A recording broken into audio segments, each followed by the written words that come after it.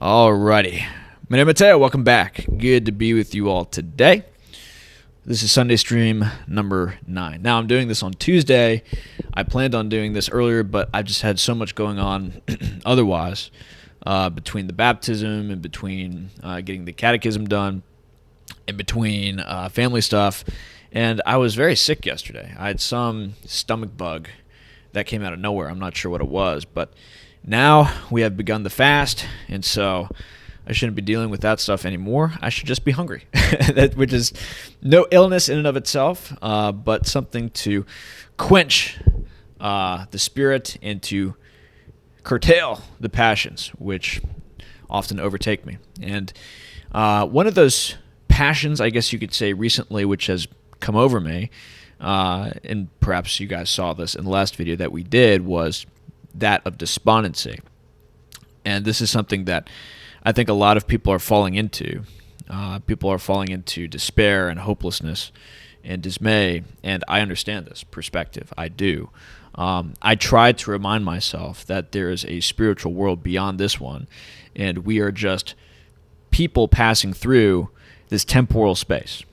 And we are here to be tried. We are here to be tested, and what we have going on in the world is meant to bring us closer to salvation. And even though I say that, sometimes I myself can fall away from that perspective just because it's natural. You want to see the best for your fellow man. And when you see all these things going on in the world, people running around with their heads cut off like chickens, it can bring you a little bit down, but a lot of you brought me back up because you guys sent me like so many messages.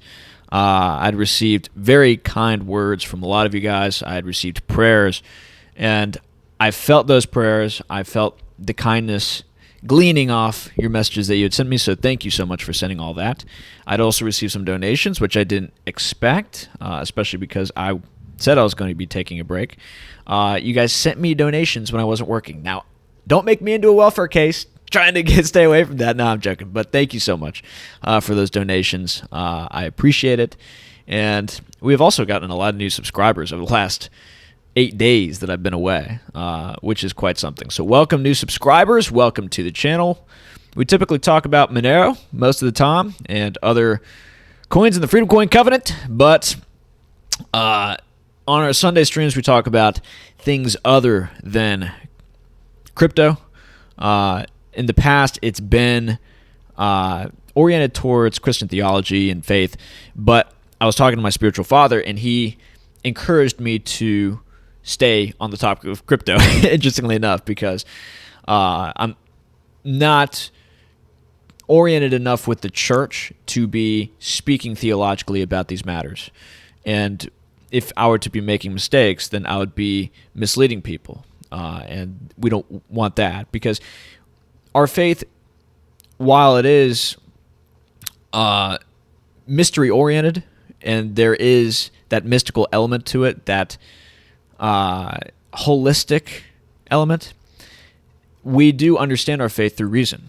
And if we are led astray by bad theology, bad reason, which is heresy, apostasy, well, then that could be spiritually detrimental to people. And so we ought to leave that to those who are well-versed in that stuff. And me, myself, I have not been in the church long enough to do that. And so that's why I've moved away from doing that. But on Sunday streams now, we're going to be talking a little bit about the news. There's a lot to be talking about in regards to this stuff, which we're going to get to today. It's going to be a long stream. So I hope that you guys tighten your seatbelts. I hope that you guys are locked and loaded and ready to go, because we're going to be talking about the energy infrastructure. Now, we're going to tie this into the crypto sphere.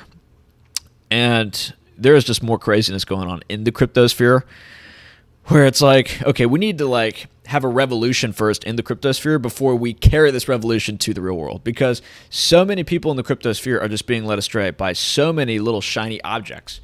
And these are demons, surely, that are leading people in these directions, to buy sheep token and to pump doggy coins and to pump Dodge Along coin. I mean, the crazy coins are getting crazier by the day, and I see them going up ever more in value, which is nuts. But this is demonic. We need to stop this.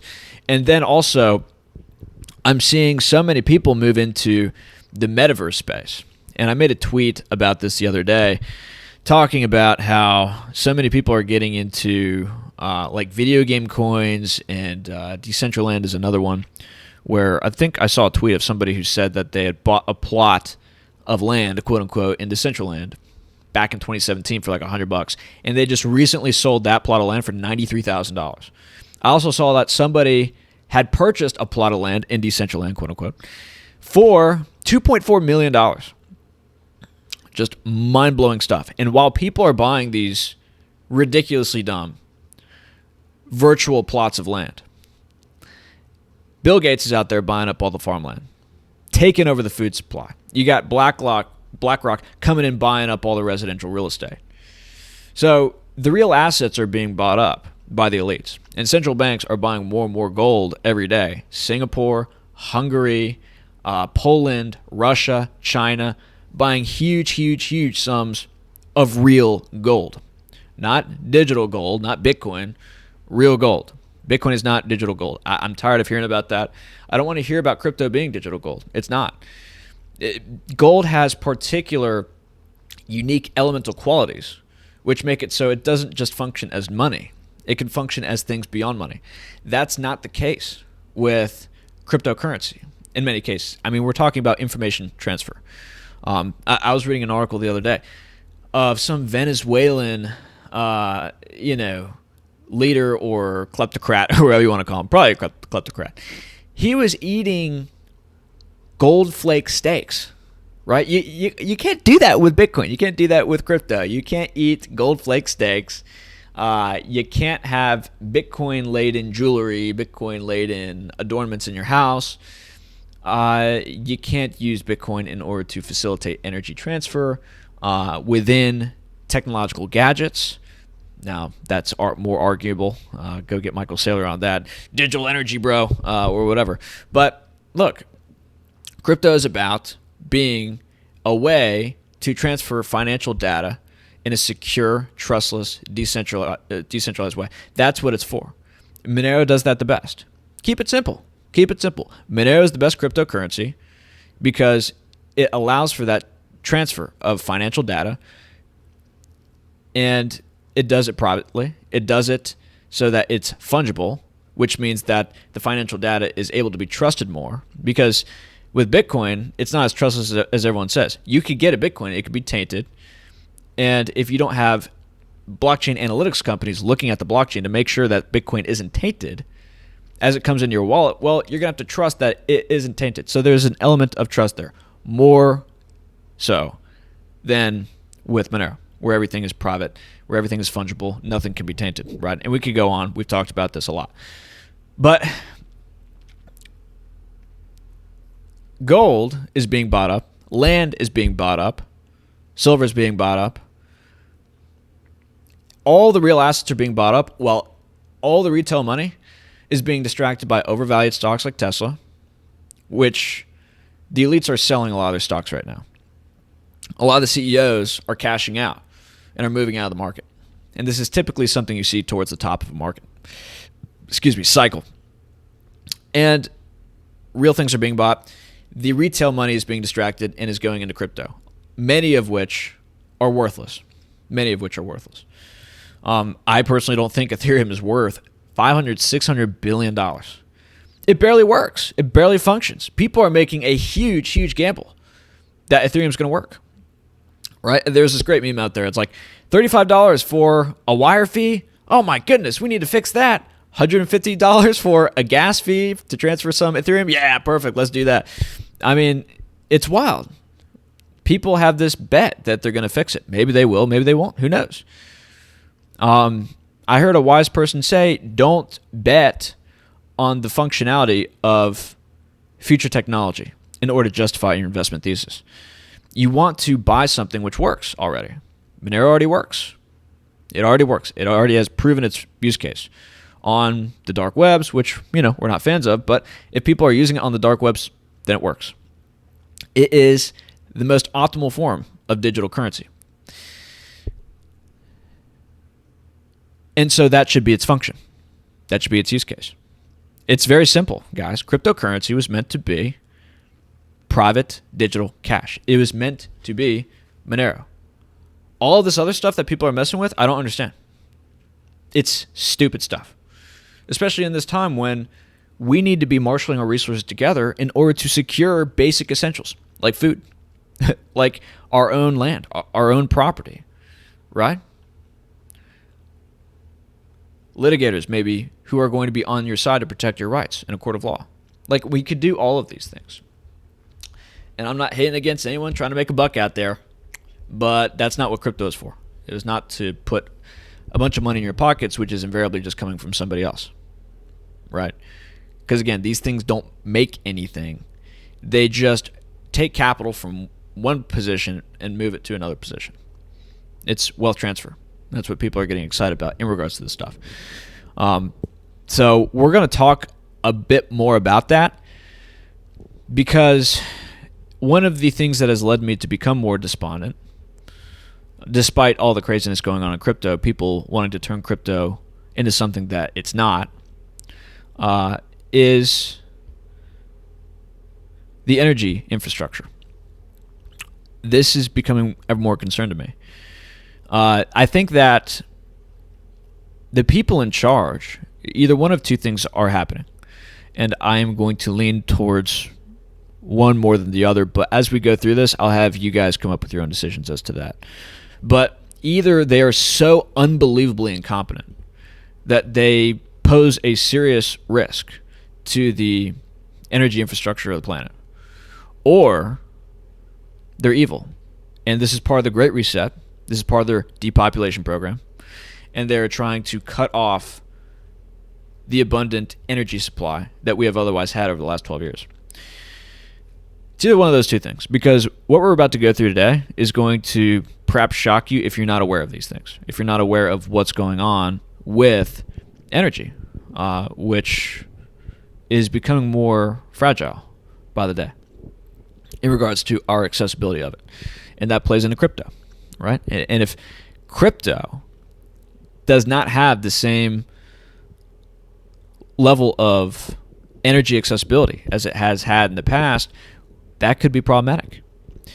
That could be problematic. Because recall that one video that we did about Europe potentially banning Bitcoin mining, proof of work mining. There's a proposal that was made by a couple Swedish officials to the European Union. They had said that it does not meet the Paris Climate Accord goals and their ESG initiatives to have proof of work accepted and integrated into the European Union framework, and to allow it amongst their population and amongst corporations. And we talked about how that leads to perhaps more centralization if that does pass.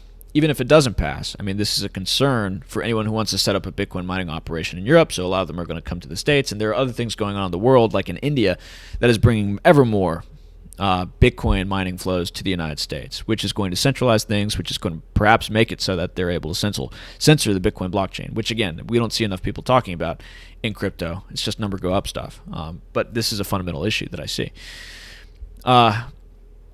But it could be that as energy gets ever more scarce because of the ridiculous policies that these people are putting into place, there is going to be rationing of energy. And I believe that this is actually one of the arguments that the Swedish officials pose as well, which is that, look, we don't have enough energy as it is to have it be wasted on Bitcoin mining operations, on this just hand-waved cryptocurrency stuff, on this gambling, essentially, that people are doing. We need to conserve our energy because natural gas prices in Europe are freaking nuclear. They've gone up significantly. Now, luckily, it looks like they're not going to have too cold of a winter because that would drive up natural gas prices more. People would have more demand for electricity. But it's still to the point where they're thinking about rationing their energy supplies. And that is not good for proof of work mining. And this is going to make proof of stake look better. Proof of stake is more easily controlled anyway by the oligarchs because the governance structure is based on who owns the most coins And so they're going to prefer that over proof of work anyway. They just may use the environmental argument as a way to shift more towards that direction. We'll see. We'll see what the oligarchs do. But let's just go ahead and get into this, because I want you guys to check this out. This plays a lot into our lovely cryptos. And one thing that we noted in that European video also, by the way, is that Monero, because it's private by nature, we're not trying to rely on regulators. We're not trying to rely on anyone, really, to say whether we can or can't use the currency. It's private by default. It's, in its nature, anti-fragile and resistant to regulatory attack.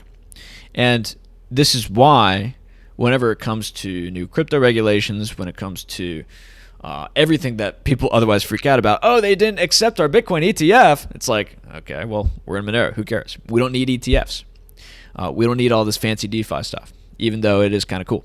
We just need to have digital cash so that we could transact with each other outside the system, which is what it was fundamentally meant to do. Not complicated, guys. Again, just keep it simple. Stay focused. Stay directed. Because, look, if we don't overcome this tyranny, that your gains are not going to matter. And I've said this since the beginning. Those who are willing to give up their freedom for gains will get neither. Just remember that. You will get neither. So, let's go ahead and get into this, because this is wild stuff. So, fake it till you make it. Biden Energy Secretary fumbles 2 simple questions in one day. Energy Secretary Jennifer Granholm on Tuesday biffled 2 simple questions that anyone in her position should have been able to answer. So, of course, she is a Democratic governor of Michigan, or she used to be. Go figure. It's not like she was replaced by much of anything better, obviously. And I think they already started a new lockdown in Michigan. That's something that happened while I was away. There's a new variant. Oh, God. So more people are freaking out already. I think that the New York governor has already initiated a new lockdown, which is just mind-blowing. I mean, that's how insane this all is. And this has, of course, supply chain implications. And who knows, maybe this new variant came out of nowhere in order to lower the gas prices again, which we're starting to be politically problematic for the Biden administration. Who knows? But that's something to consider. We'll get to more of that, because there's something I have pulled up here which is wild in regards to that. We'll get to that. So she has 0 experience in the energy sector, yet she is the energy secretary. Some Democratic lackey. So this is typically what you see towards the end of empires, right? You have people being hired for positions they know nothing about, but they're being hired because they're loyal to the nutty regime. Either they're compromised or they can be trusted to act in accordance with what the party wants. Okay, this is totalitarianism happening. And totalitarianism doesn't necessarily mean that they're going to oppress the population, even though there is an element to that. But it also means that there is enforced incompetence. You have people in charge who don't know what they're doing, who are going to screw things up, but there's nothing you can do about it. That is another form of tyranny, you understand? Because they're going to screw things up as if they were acting evilly, but they just didn't even know what they were doing. And so that is another form of just government messing things up, whether they are doing it on purpose or not. And you can call that tyranny, you can call it whatever. If you're a narco-capitalist, you probably think that is the case either way. We shouldn't have an energy secretary. But back to this, was asked how many barrels of oil the U.S. consumers consume in a day. So, simple question to the energy secretary. How much energy does the U.S. consume every day? On average. What is an estimate, right? She says, I don't have that number in front of me. Sorry. So, there's probably like at least 1 million people in the American energy sector who know the answer to that question. She didn't know it, right? So you have people at the helm who have no idea what they're doing. So let's listen to her. There are various figures about this. I'm curious if you know, how many barrels of oil does the U.S. consume per day? I don't have that number in front of me. So some suggest it's about 18 million, which would suggest you're releasing less than 3 days' worth of supply from the petroleum reserve. Look, she has no idea what she's doing. And this is the same lady who was talking with somebody on CNBC, and the person from CNBC had asked her, they were like, hey, so you guys are relying more on the Saudis and the people in the Middle East to pump more oil in order to lower gas prices. We were just energy independent a few months ago. Why don't we expand our operations to get more oil out of the ground? Why don't we try to become more oil independent? And she laughed. She laughed. They're like, what are we doing in order to increase the supply ourselves rather than begging other countries which wage war and have human rights abuses and cause a lot of problems, right? What are we doing to fix the problem ourselves? And she laughed.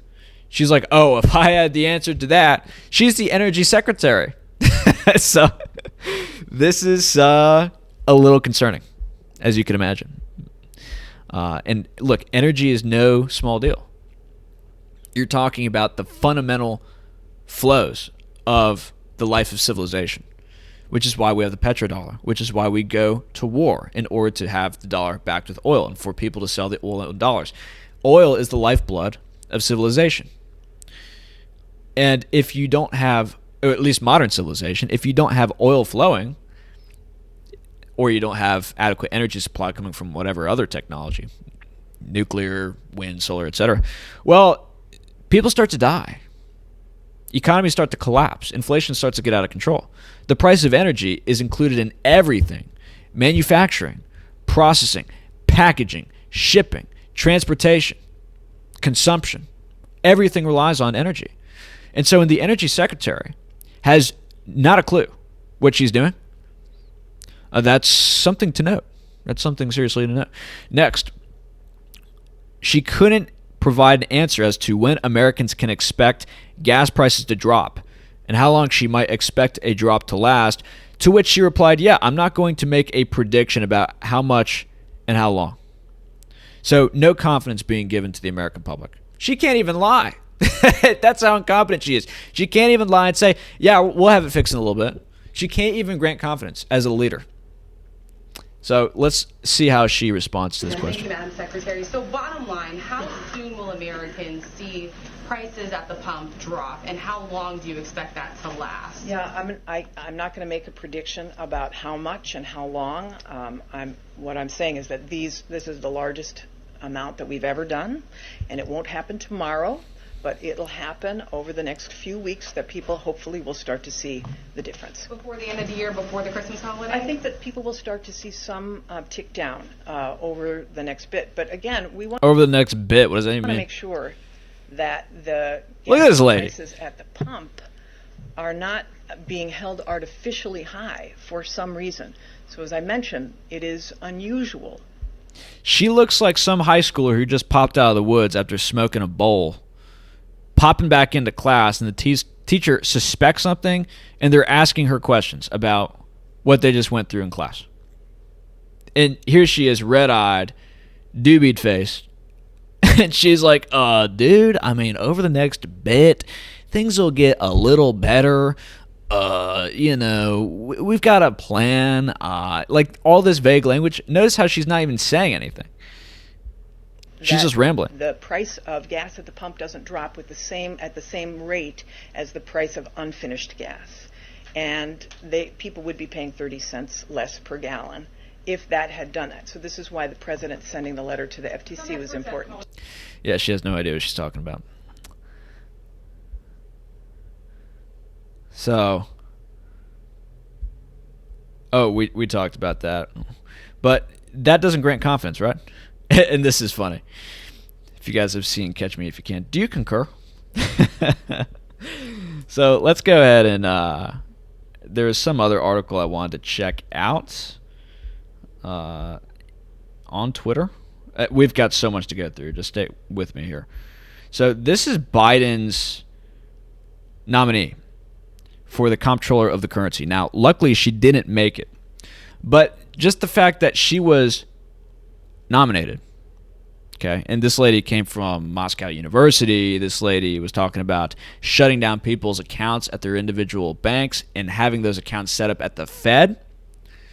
Listen to what she has to say about the oil and gas industry. This lady was almost in the office of the comptroller of the currency, a communist lady. Check it out.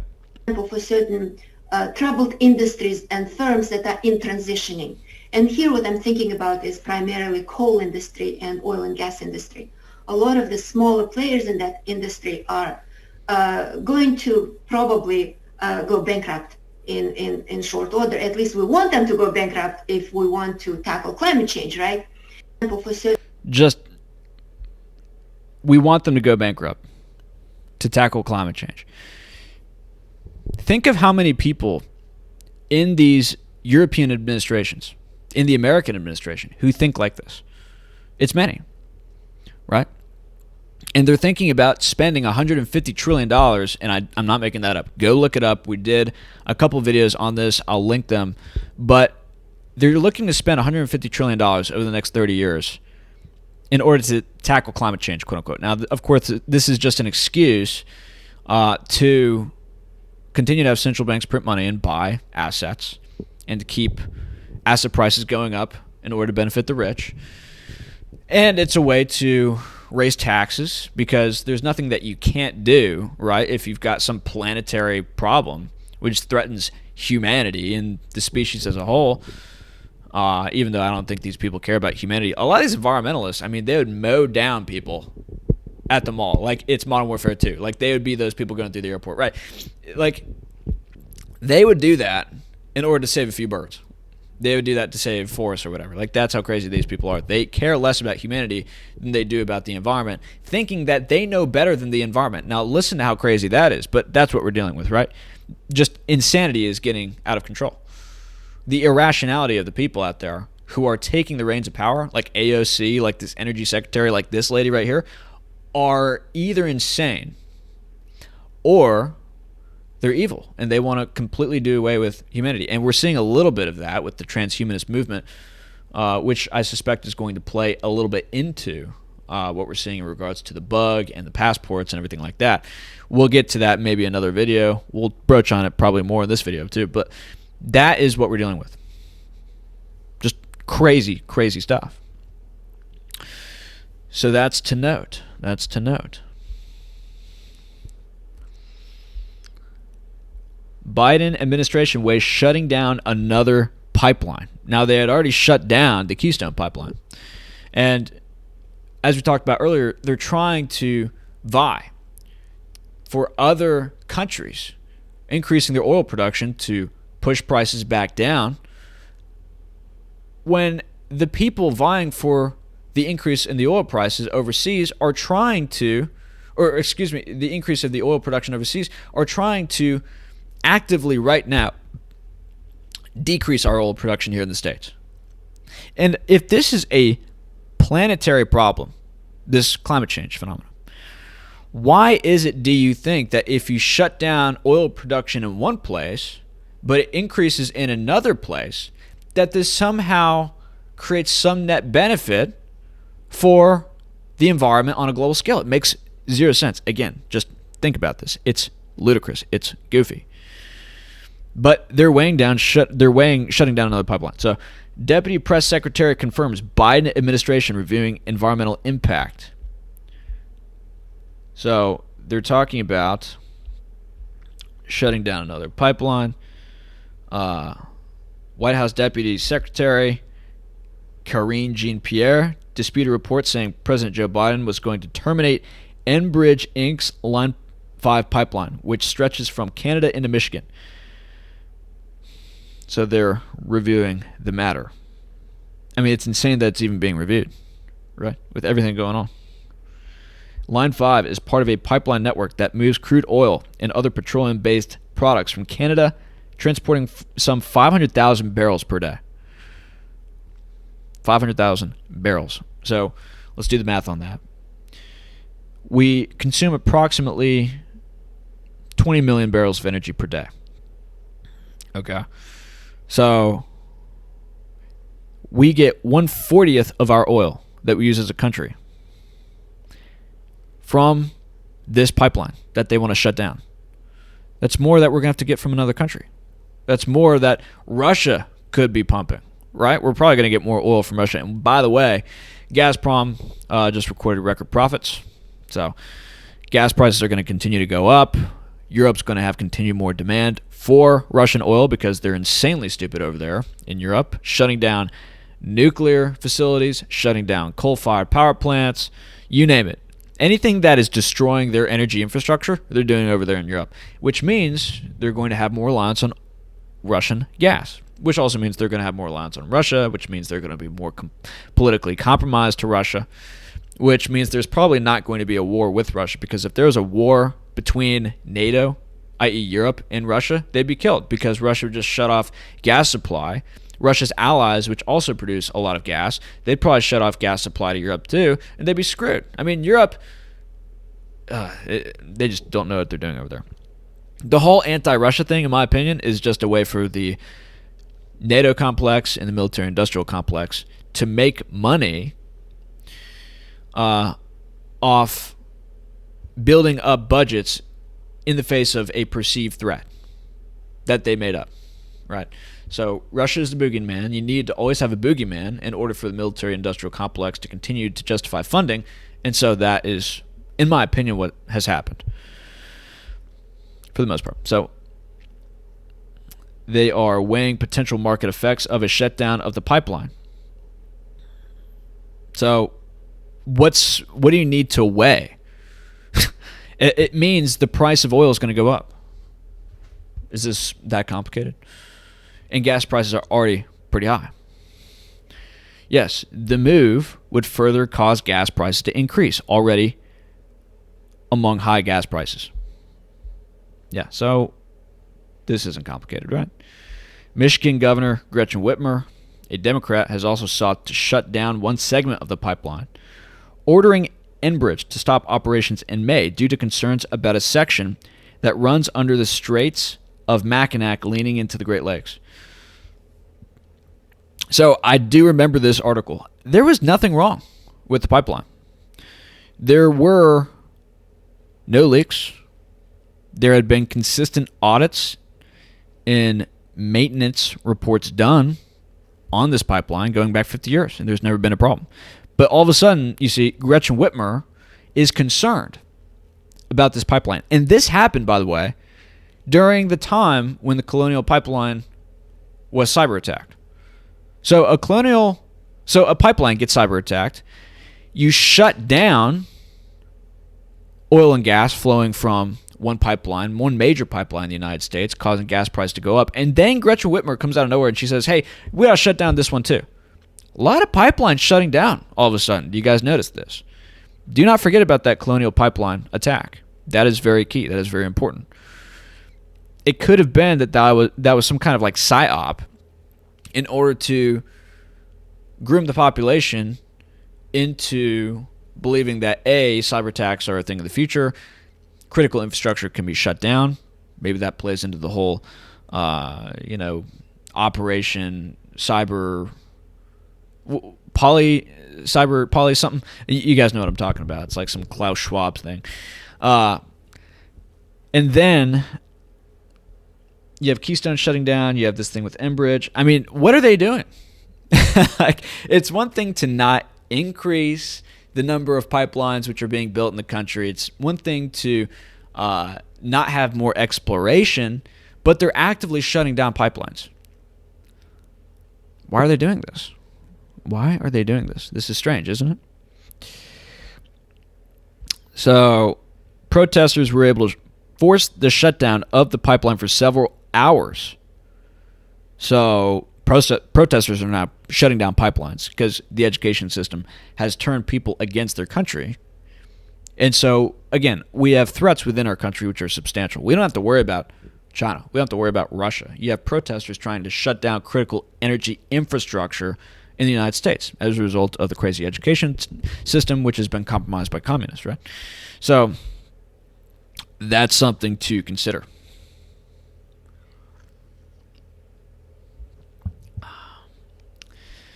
So we view this pipeline, this is a quote, as an existential threat to our treaty-protected rights, resources, and fundamental way of life. As Anishinaabe people of the Great Lakes. Okay. I mean, fundamental way of life. What way of life is that? It's not a modern way of life. I mean, maybe you're talking about like pre-industrial era way of life, but yeah, you're going to be dealing with huge energy issues. As we enter the winter months and temperatures drop across the Midwest, the termination of Line 5 will undoubtedly further exacerbate shortages and price increases in home heating fuels like natural gas and propane at a time when Americans are already facing rapidly rising energy prices, steep home heating costs, global supply shortages, and skyrocketing gas prices. So again, with all that going on, why would this even be considered? It really makes you think, are we being sabotaged? Earlier this year, Biden signed an executive order suspending construction of the Keystone Pipeline that would have transported crude oil to the interior of the United States from Alberta, Canada. The Canadians were not happy about this. So, pretty wild, right? Let's go to the next article. We've got a lot more to talk about.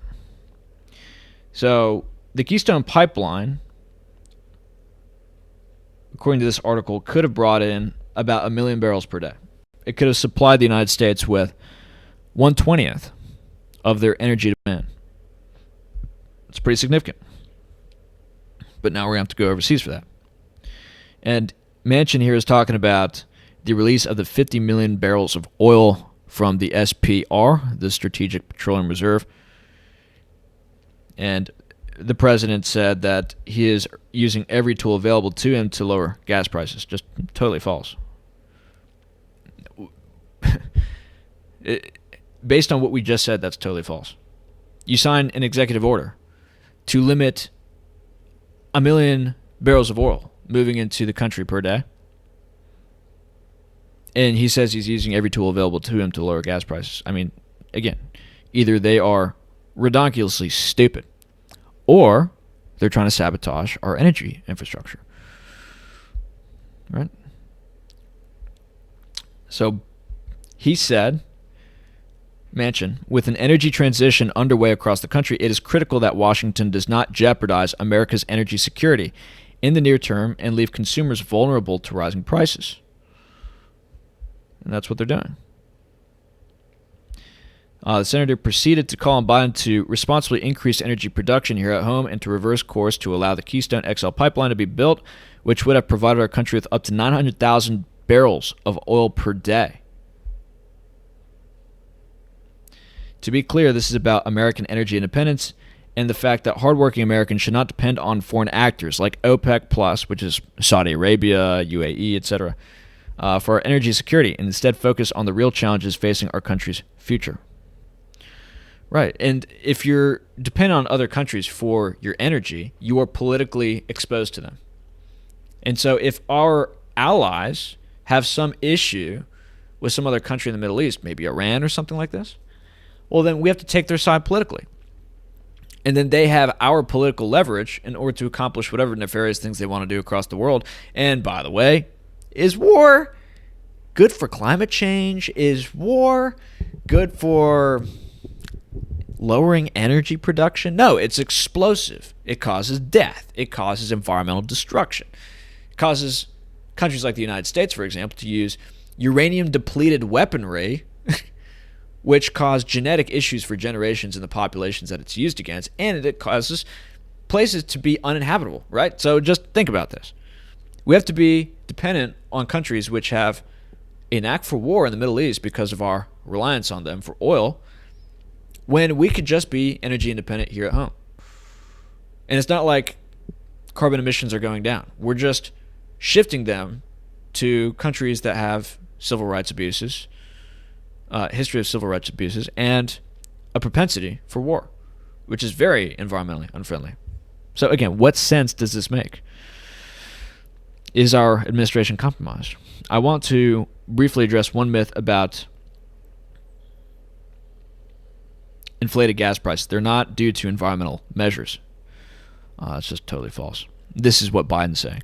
My effort to combat climate change is not raising the price of gas. It doesn't make any sense. You want to limit the use of fossil fuels. This is one of the basic tenets of fighting climate change. And by limiting the use of fossil fuels, you have to increase the price of gas. You have to increase the price of using fossil fuels. Does this not make sense to anybody? This is obvious. So,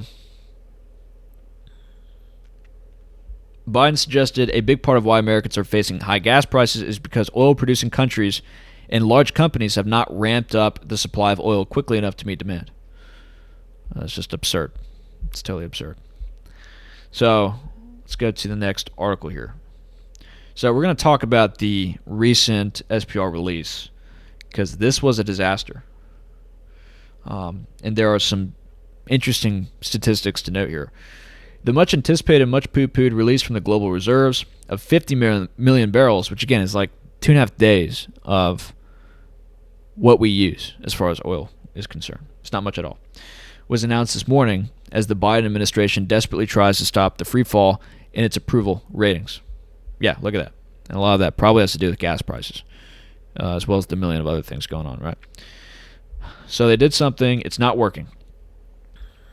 As this dude notes so succinctly, this accomplishes nothing. We consume 20 million barrels a day. Right. So 2.5 days.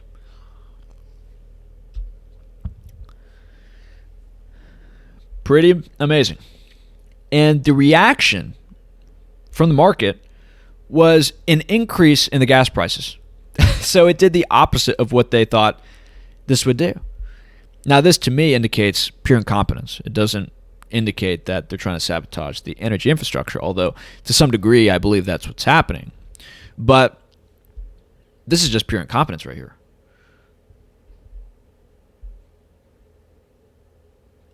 So Kyle Bass, who is an analyst, hedge fund manager, he said, it's childish thinking that will compromise U.S. national security and harm the poor and undeserved. These higher prices and the idiocy of this administration. That's what he's saying. He says, get ready for explosively higher oil. 7 years of dramatic underinvestment in hydrocarbons fueled by ignorance like this will inevitably generate $100 plus crude oil and $5 plus prices at the pump for years to come. We all would love to see an overnight transition to alternative energy, but it's not going to happen. It's not going to happen. Bass adds that it compromises national security. A coordinated SPR release is a quick shot of morphine for a major infection. It fixes nothing and is evidence of a panic in D.C. Prepare for $100 oil now.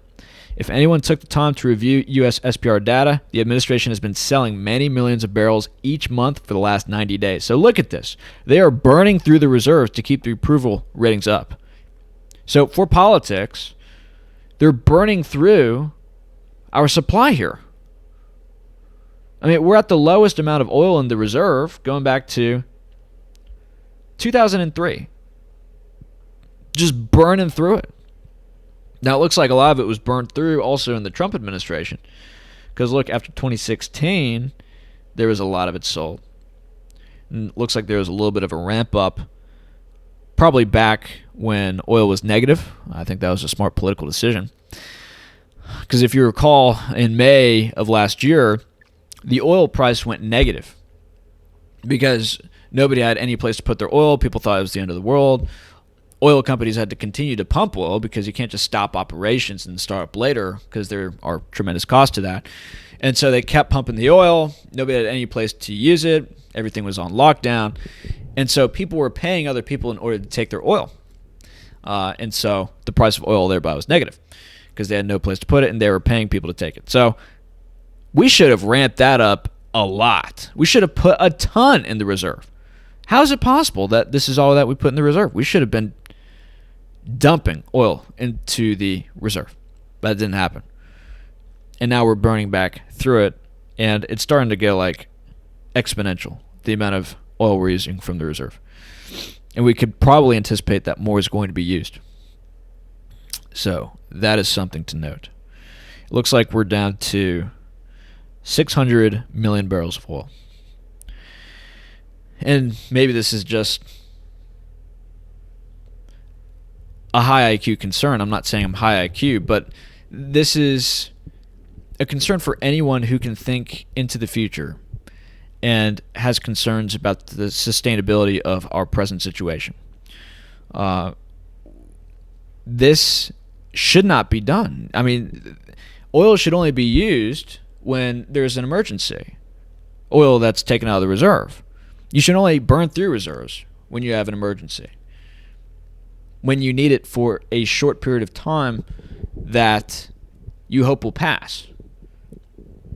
Not for political problems that you caused that are only going to get worse because you're not fixing the underlying the problem that you can provide a solution for because you caused the problem in the first place, which isn't happening. They're just burning through the reserves as a quick fix for the problems that they caused. That's concerning, right?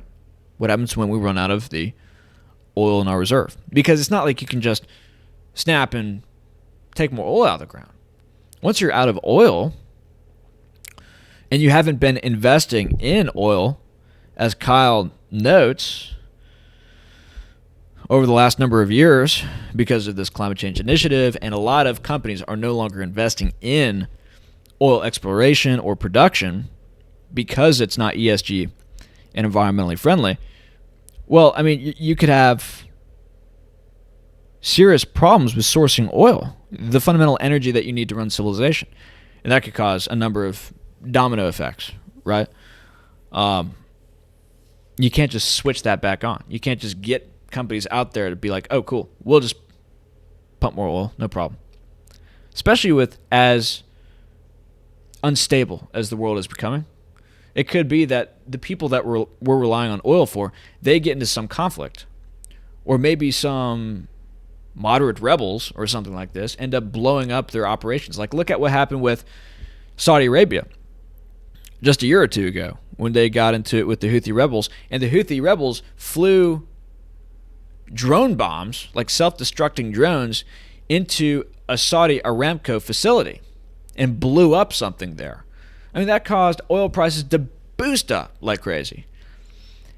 And this could happen to any other country, especially as the world gets more unstable, warfare becomes more nonlinear. These are major vulnerable infrastructure targets that could be compromised by antagonistic forces which are desperate. And with things heating up with Iran, with Israel sparking conflicts wherever they go, and other things going on, maybe domestic civil unrest in some of these Middle Eastern countries because food prices are going up significantly, which caused the last Arab Spring. You could see the issues with this. We don't want to be reliant on other countries for our oil. We want to be oil independent, but we're no longer oil independent, as we'll get to. So,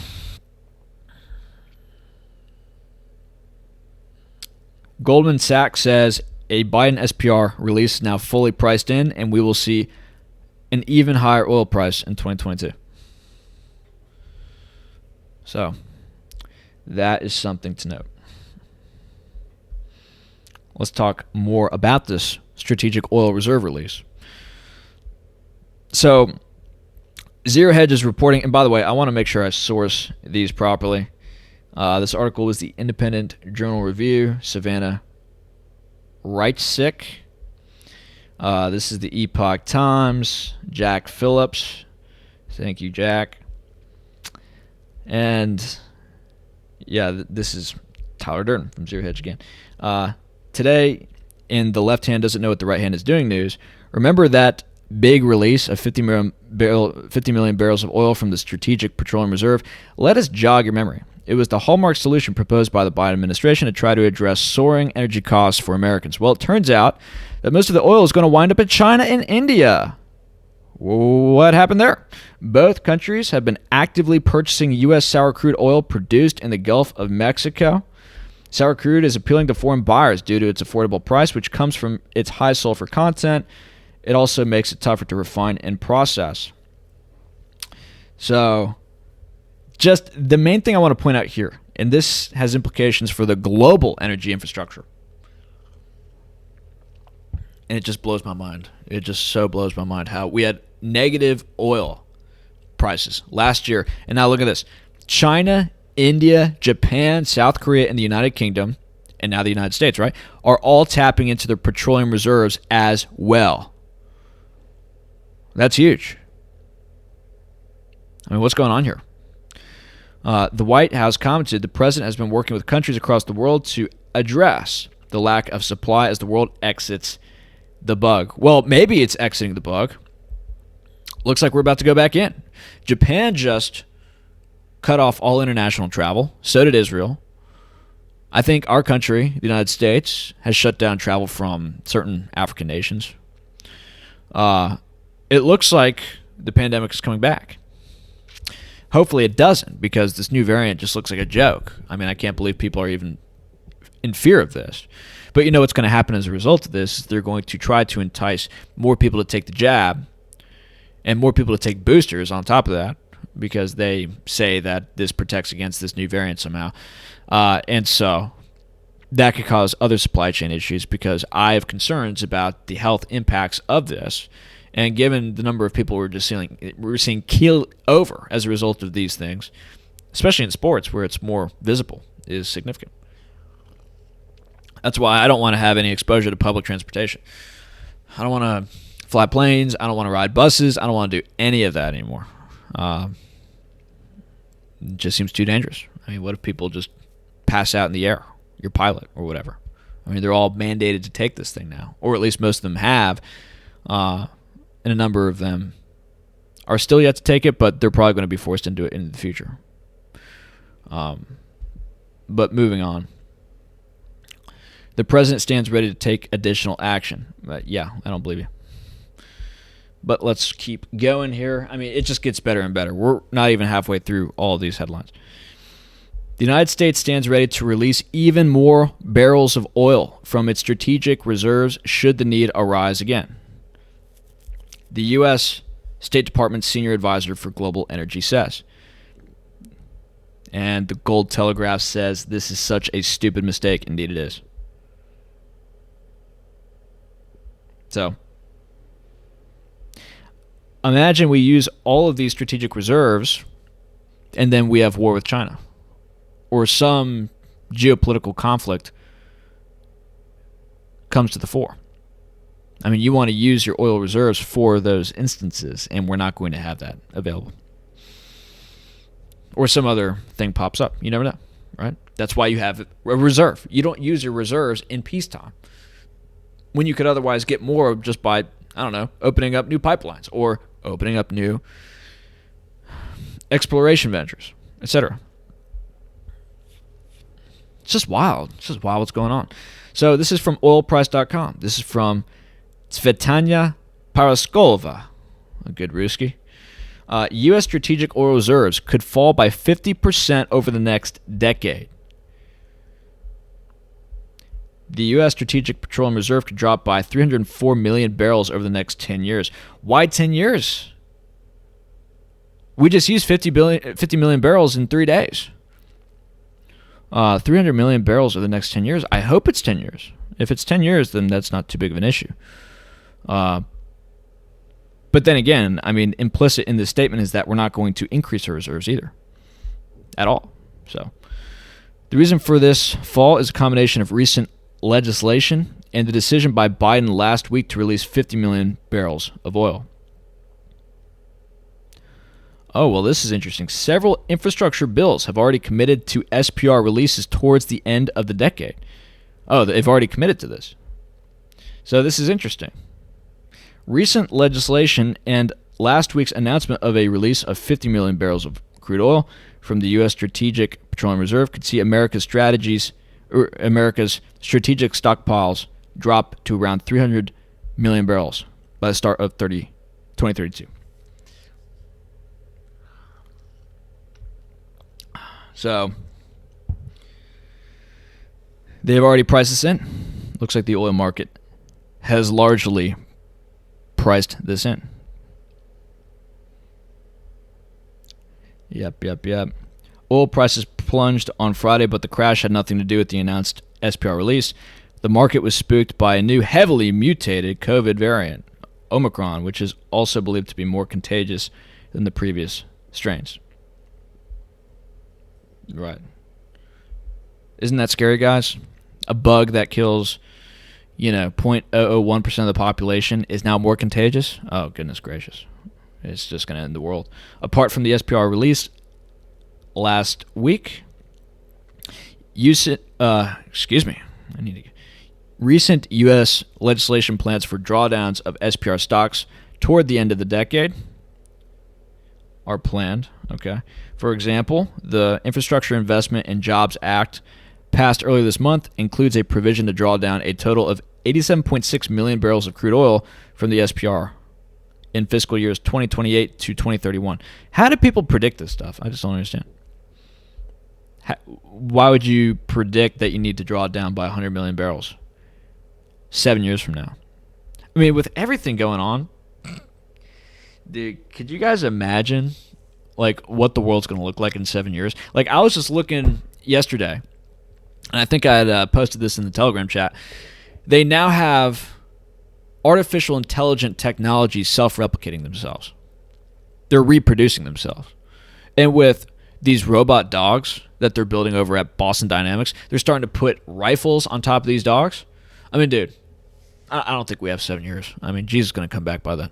Seriously, with everything going on, look, the world's going to look very different in 7 years. Either it's going to be a total dystopia, or it's going to be like a beautiful new world of freedom and liberty. I mean, it's either going to be one of the two. Either we defeat the tyrants within 7 years, or the tyrants are just going to be in total control. Aliens are going to come. Maybe they take over. I don't know what is going to happen in 7 years. Not even on my mind. I don't even know what's going to happen over the next 7 days with everything going on. I mean, they're now in Greece, in Germany, making the stabby mandatory. And we knew this was coming anyway, but first it started out as a bribe. We'll give you chicken and fries. Then we'll give you $100. Then we'll give you some donuts and some money. And then we'll give you $1,000 if you work at Van Rock. And then you can't go to school if you don't have the jab. And then you're going to need it for your job. And now they're making it totally mandatory for everybody to get this thing, whether you have your own business or not. So, again, guys, this is why I didn't know it would be coming this fast. It's coming very fast now. I mean, the acceleration is upon us. But look, this is why I talk about Christ and crypto here on the channel. Because if you don't have faith in this time, they're going to get you. They're just going to get you. I mean, we're being attacked on all fronts at the moment, from every direction. And when I say attacked, I'm talking about your soul. I'm talking about your spirit. Your main goal right now should be able to get through this, not necessarily with your life, although that'd be nice, but with your soul and your spirit still intact. They're going to try to compromise you at every single turn. They're going to make these things mandatory. They're going to try to starve you out. They're going to try to do whatever they can to get you on board to this new mark of the beast system. You got to say no. You got to reject it with everything you have. And the only way that you're going to be able to do that is with faith, ladies and gentlemen. So I'd start going to church. I'd get baptized if you haven't been already. And I'll just get right. Because 7 years, oh my goodness, it's nowhere on my radar. Like my dad sometimes talks to me about retirement. I mean, at least he's wise enough to know I'm never getting Social Security.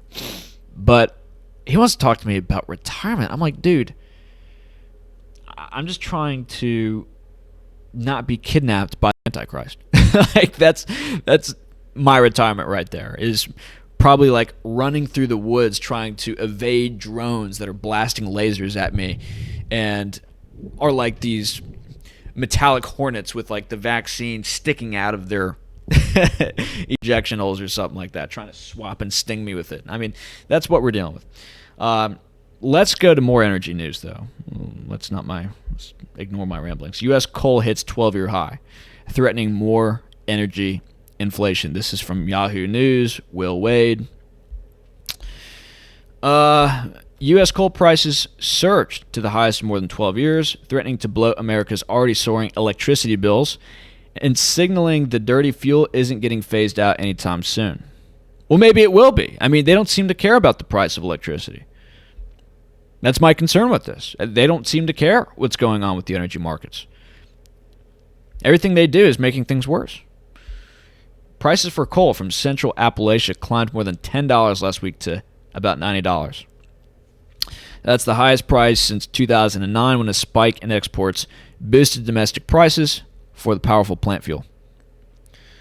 So, prices in other U.S. regions are lower but have also climbed in the recent months. Higher prices for coal, which comes as natural gas gets costlier too, means U.S. consumers will almost certainly pay more for energy this winter. Companies have been warning that the winter bills may increase by about $11 a month during heating season. Now, that's nothing compared to what the Europeans are about to go through, and we'll get to that here in a sec. That added expense comes on top of already soaring costs for food, housing, and cars in the United States, driving consumer price inflation to the fastest annual pace since 1990, and stretching household budgets increasingly thin. Yeah, and that's another reason why I think that they're going to make a big deal out of this new variant. And Jerome Powell, he had said that this new variant poses risks to the economy, which essentially means that what is on his mind? Well, printing is on his mind. Although he did say today that inflation is no longer transitory. We're retiring the word transitory. I mean, we already knew it wasn't transitory. We knew since the beginning it wasn't transitory. But now the Fed is saying that's not transitory. They say that they're going to speed up their tapering program. But look, if another variant comes through, because Gates decided to release the variant, right? Then he's going to have an excuse to keep printing, right? Or maybe expand the operations. Maybe not just buy corporate bonds like he did last year, but to buy stocks. Maybe that'll be the next step, right? So the surge in coal prices, back to the article, come as global power crises drives up demand for the dirtiest fossil fuel that some had prematurely assumed was on a rapid glide path to extinction in the U.S. Probably still is. I mean, look, you have crazy people at the helm. I wouldn't assume anything.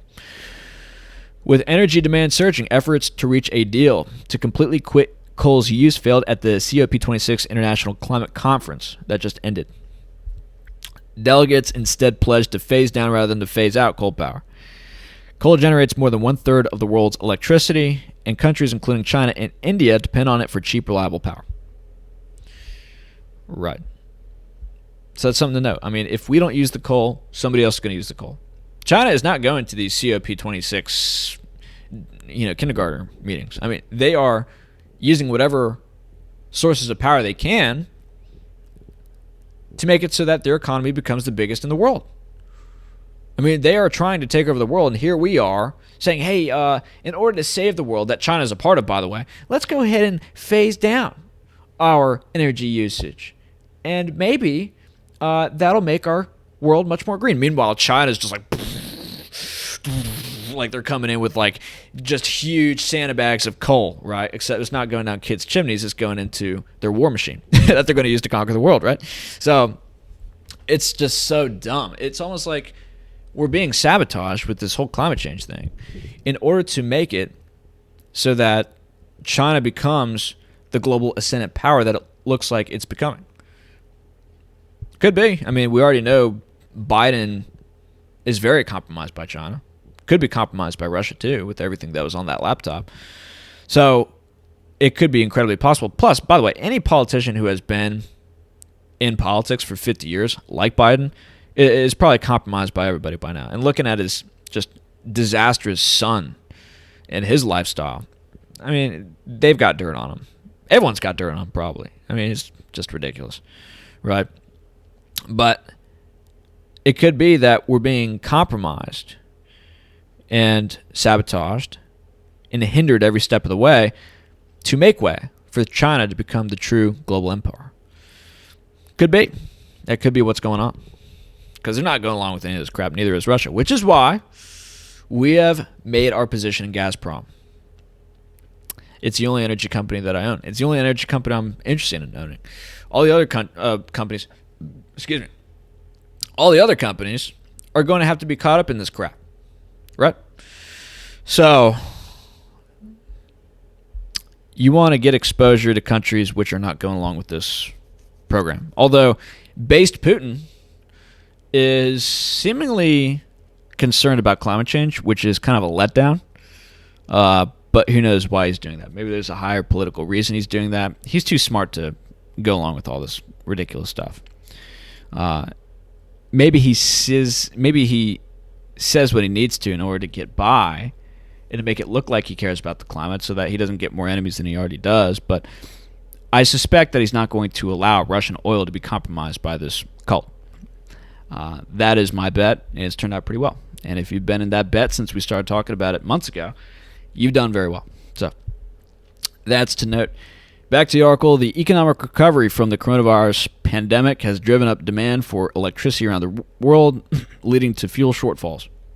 While there's widespread agreement among climate negotiators that limiting coal from the global power mix is critical to avert climate disaster, just stupid stuff, the immediate need to keep factories humming shows that short-term demands are taking precedence over long-term goals.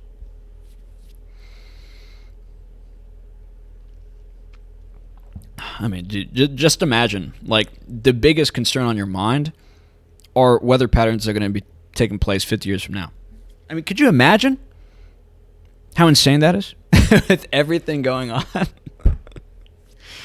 Oh, man. It really is sort of like, it's a sign of high class and luxury to be concerned about climate change.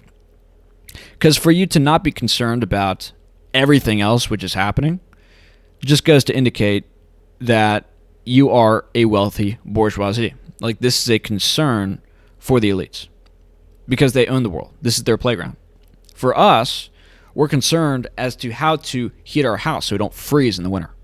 Like, this is not something they have to deal with. If they can shut down our heating capacities so that they could have a nicer backyard, they're going to do it because they're the elites. And this is what they worry about. And they are trying to psyop everybody else to worrying about this stuff and to make the sacrifices themselves to do this. But they're not making the sacrifices themselves, are they? Are they riding bikes to these international climate conferences? Are they at least riding commercial airliners? No, they're taking their private jets halfway across the world to go to these conferences.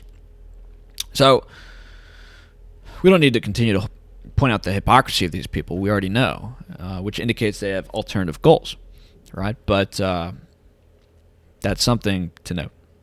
You've got the elites, and then you've got the plebes. And they're trying to get the plebes to make the sacrifices so that the elites could benefit.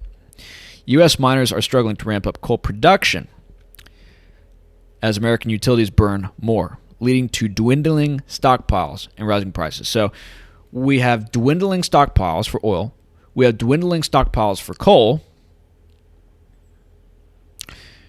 And energy shortages are increasing. Demand is increasing. I mean, what does this mean? It means soaring electricity costs going into the future for those who are plugged into the energy infrastructure. Now, this has implications for crypto, as you can imagine, because if you are a small-time miner in cryptocurrency, particularly for Bitcoin and some of these other proof-of-work coins, like Ethereum right now, who knows when it's going to make the move to proof-of-stake? We'll see when that happens, but you're going to be priced out of the market. Your margins are going to get lower, especially if Bitcoin adoption gets more normalized and the adoption curve starts to flatten. Because right now we're still in that exponential phase of the S-curve before things start to plateau. But when things start to plateau, if at that same time you have energy prices soaring, I mean, the marginal miner is going to be squeezed to death. They're going to be kicked out of the system. And then the only people left are going to be American corporate Bitcoin miners, for the most part. Now, your small-time miner isn't going to exist. Maybe you have some volcano miner bros in El Salvador. Maybe that becomes a thing until, the globalists drop a nuke in the volcano and destroy all those operations. I am shocked that this dude, Naib, I think is his name, over in El Salvador, I'm surprised nobody's taken him out yet. If nothing happens to that guy over the next number of months to a year, I'm going to assume that he is on the inside. I'm going to assume that he is somebody who is running a test on the behalf of the global elite to see what it would be like for a country to be run on Bitcoin. I think that is what's going on. I think El Salvador is some kind of testing ground. Has to be. And if it works, I don't think that they're going to allow it to continue. I think that they're going to see that as a way that they could advertise their central bank digital currency to the public. They could say, hey, look, El Salvador is using Bitcoin. Isn't that great? Which means cryptocurrencies can work as a payment system, which means you can use our cryptocurrency. We could roll it out. And that would give the public more confidence in this being used as a national currency. But maybe the public wants Bitcoin instead. But at that point, they're going to come up with some excuse to get rid of Bitcoin if it becomes too problematic for them. They're going to say, as they're saying now in Europe, hey, it's too environmentally unfriendly in order to have this be a major payment processing program. We need to have something which is more ESG, something which is more environmentally friendly. And so either that's going to be central bank digital currency, or it's going to be a proof of stake currency. Because proof of stake is, quote unquote, more environmentally friendly, and it's more socially and governmentally amenable to what the elites want. So it's either going to be one of those two. And maybe that's why Ethereum is making the move over to proof of stake. They see this coming. Maybe that's why Zcash seems to be doing the same thing too. Zcash, I think, is moving from proof of stake over to, proof of work over to proof of stake. And I think that, well, I mean, firstly, you guys should be grateful that of all the coins that I've shilled here on the channel, I have not shilled for Zcash. At least I have that going for me, because a lot of people are like, oh, he's a shill, he's a scammer, he's talking about Haven and Darrow and Pirate Chain, blah, blah, blah, right? At least I haven't talked about Zcash. I think that Zcash is very much compromised. It's basically a corporation which is behind Zcash. You look at the people behind Zcash, I don't trust them at all. I mean, you've got the Digital Currency Group, which sees Zcash as their own little pet privacy project. I think the Zcash Corporation took in money for the Payment Protection Program, the PPP loans. They took those small business loans from the government during the pandemic, which is just wild. But I think that's why a lot of crypto projects are moving to proof of stake. They see what's coming. They are looking at this perhaps, and they're saying, okay, so there's probably going to be energy rationing. And if there's not energy rationing, the price of energy is going to be such that you're going to want energy efficient cryptos, because those are going to be optimal for mass adoption. Because think about it, fees are going to be pretty high if the marginal miner gets priced out of the market, and then you have a consolidation of market share amongst Bitcoin mining corporations, and maybe you have some inside baseball going on where they all collude as a cartel, a Bitcoin mining cartel. I mean, just think about this, right? To increase the fees and to also work with OFAC to censor and blacklist particular Bitcoins and addresses thereof. I mean, people just totally underestimate all this stuff, and it could happen, 100%. There's no doubt about it. And now I guess Jack Dorsey, who just resigned from Twitter recently, he's going to be working on Bitcoin. Oh, isn't that so exciting? So the guy who is behind censoring people on his social media platform can now move to figuring out how to censor people on Bitcoin, which I suspect is part of his mining initiative. I mean, he's talking about making it so that people all over the world can mine Bitcoin through Square, which is going to massively increase the hash rate. And if Square's pool is centered in the United States and can thereby be regulated by OFAC, I mean, goodness gracious. I mean, well over 50% of the Bitcoin hash rate is going to come from the United States and is going to be regulated by OFAC, and who knows what happens there. I mean, Jiraj Bednar says that if you have 10% of the hash rate, which is regulated by OFAC, that's enough to successfully censor the Bitcoin blockchain. But if it's over 50%, forget about it. I mean, you're talking about censorship city at that point. So this has enormous implications for Bitcoin. What implications does that have for Monero? Well, Monero needs to move up in price. Monero needs more transactions to be had on the chain so miners can be more incentivized to mine this stuff. As of now, it's not too profitable to mine Monero. Now, luckily, you have a tail emission. Okay. So there's going to consistently be block rewards going into the future to mine Monero. But miners need to have more money coming in, which means we need to have the price go up, which means we need more adoption. Because if electricity costs continue to go up, well, that's going to be problematic for our lovely Monero miners. And if Al Gore gets his way, we talked about this in our economic environmental revolution video, or conquest, or whatever I called it. They are setting up global surveillance systems to measure people's carbon output. And this is going to be applied to corporations and governments, etc. That's what they say, but it's going to be applied to people too. And if you look at the MSCI index, which is being used by investors all over the world, I believe it's the Morgan Stanley Capital Index, which is an ESG ratings firm. And they are used by investors all over the world to figure out where to invest money, and the MSCI index give companies a grade, a social credit score, you could say. I mean, apparently this is already being applied to individuals, and if that expands to individuals and you start to have the surveillance system start to kick in, and you have MasterCard's carbon credit card start to be issued to individuals as the new financial innovation of the time, oh man, it's just going to be so dystopian. It's going to be so freaking dystopian. In that case, maybe they're able to figure out who the Monero miners are, because it does take some energy to mine this stuff, right?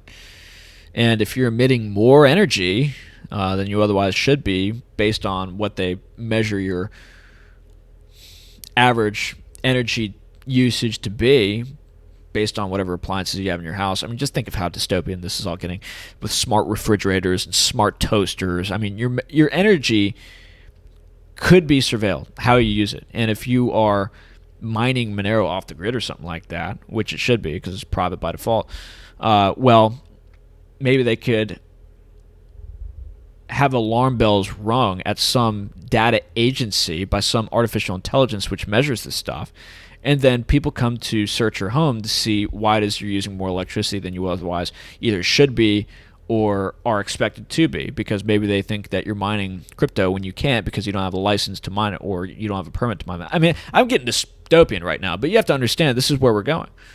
This is where we're going. So, just things to think about. But at least with Monero, it could be mined with a laptop. You don't need ASICs rigs, which are probably going to be heavily regulated going into the future. You can mine it with your laptop.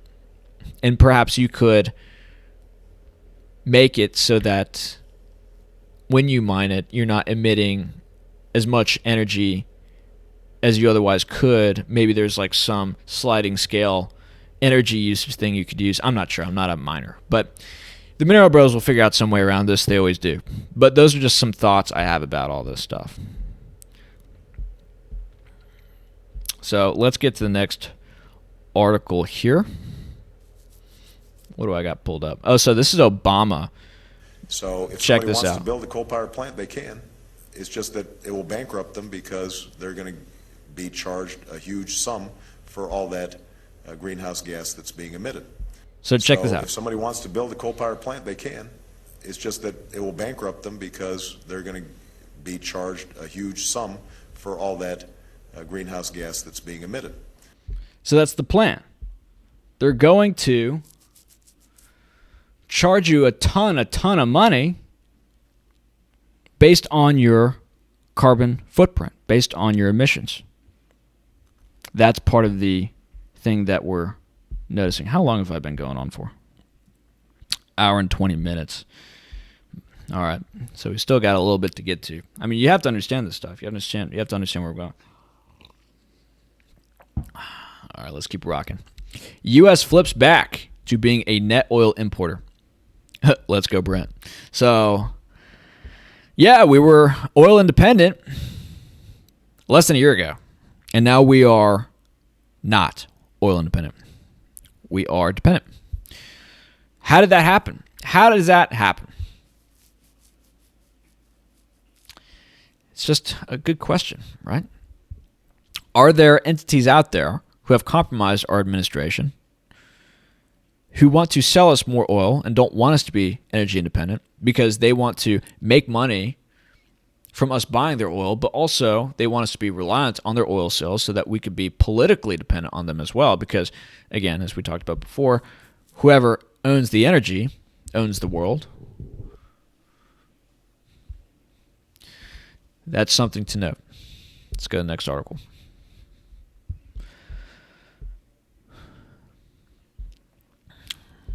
Department of Interior pushes for higher fees for offshore, onshore oil and gas companies. So they're increasing the rates for companies in the United States to operate, which means higher oil prices. Again, what is the administration talking about when they're saying they're doing everything possible to lower oil prices? It's just not the case. They're doing everything possible to increase it. A new Department of Interior report on oil and gas leasing in federal lands and waters advises the DOI's Bureau of Land Management to raise royalties, rental rates, and other fees on oil and gas companies, but hasn't moved to halt new leasing entirely. Okay, so check this out. During his 2020 presidential run, Biden said that his climate plan would include banning new oil and gas permitting on public lands and waters. So they haven't done that yet, but that's the direction they're going. I mean, they just want to stop the United States from like pumping oil out of the ground. Like, that's where we're going. It's just unbelievable. Oil prices and gasoline prices have become a hot button issue, with many blaming the Biden administration's freeze on oil and gas leasing, the shutdown on the Keystone XL pipeline, and other policies for helping to drive up costs in recent months. So, begging OPEC for more supply, raiding our strategic reserves to try to lower prices at the pump, and now increasing leasing fees on the U.S. producers. Yep, makes perfect sense, says Dan Eberhardt, CEO of Canary, a Denver-based drilling company. So that's insane, right? You're trying to lower oil prices, yet you're increasing leasing fees on U.S. producers, and you're shutting down oil pipelines. Like, come on. In the days and weeks since the COP26 summit ended, the Biden administration has held the largest U.S. offshore drilling auction and released 50 million barrels of crude oil from the United States stockpile. Yeah, we talked about that. So this is some good news. The offshore auction came months after U.S. District Judge Terry Doughty ruled against the Biden administration's pause on new oil and gas leases on public lands and waters, finding that such auctions are mandatory under federal law. So that's interesting. That's good. So that guy's basically saying you can't pause those leases. They have to continue, which is some positive news to take out of all of this. But again, they're going to come up with new ways to make their agenda work.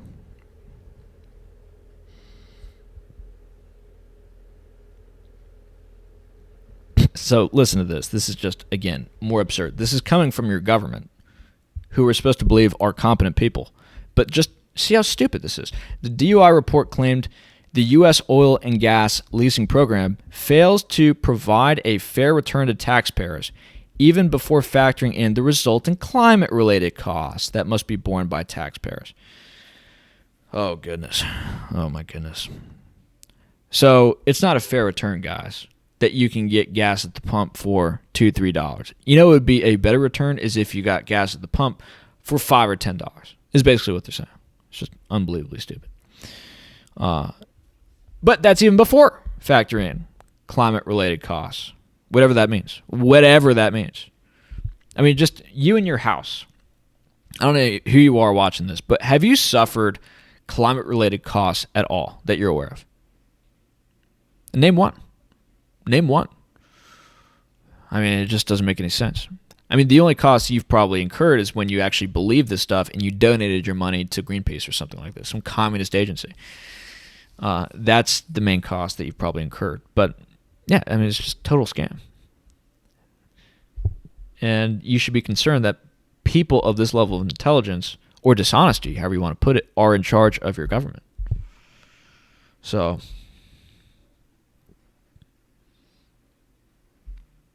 during one of the busiest travel weeks of the year, when rising costs of energy are even more apparent to Americans, the Biden administration is sending mixed signals. Days after a public speech in which the White House said the president is using every tool available to him to work to lower prices and address the lack of supply, his Interior Department proposed to increase costs on American energy development with no clear roadmap for the future, says Frank Micorila of the American Petroleum Institute. So, yeah, we have the same concerns as well.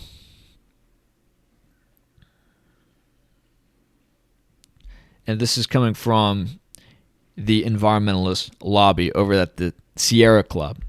They're saying, we applaud the Biden administration for recognizing the serious flaws in the current oil and gas leasing program and making long overdue reforms, but to truly tackle the climate crisis, we need to phase out all new leasing for fossil fuels on public lands and offshore activities that contribute to nearly a quarter of this country's greenhouse gas emissions. So, again, he's saying right there, we need to shut down fossil fuel extraction. We need to get rid of fossil fuels.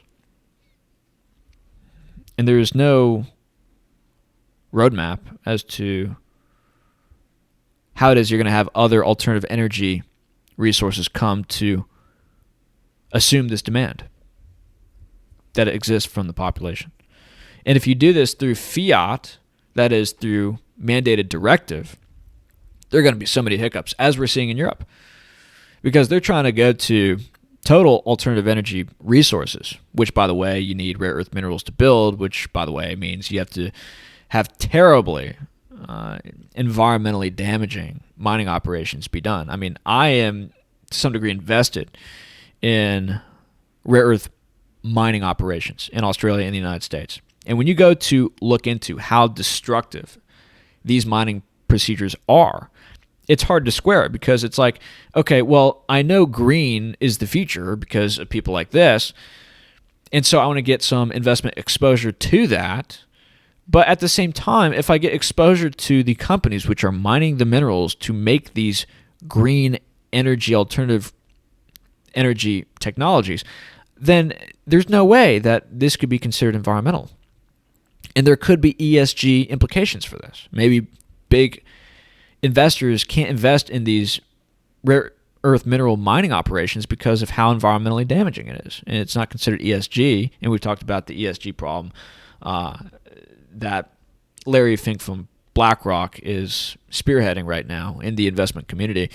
I'll see if I can link a video or something, but it's hard to square, because to go renewable means to cause environmental damage in other ways. I mean, there's no getting around this. I mean, the environmental community, I just doesn't want to realize this. In order for human beings to have a civilization, there has to be a consequent destruction of the environment, and there has to be a certain level of consumption of Earth's resources to sustain the civilization.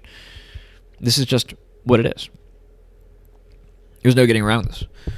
In order for carnivores to eat, they have to consume other living animals. As much as they may love those animals, as cuddly and furry and awesome as those animals may are, they're going to eat them.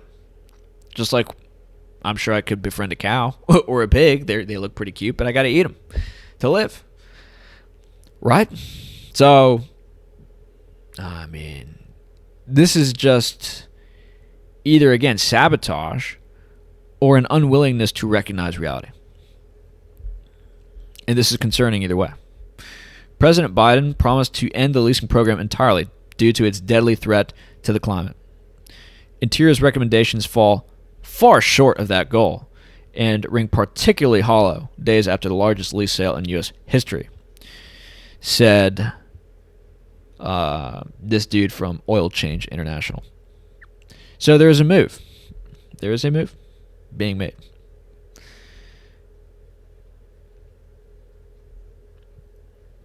After keeping the entire energy industry in limbo for months, DOI's report shows that they have only just begun their war on safe, reliable, and domestic energy. Republican from Arkansas says.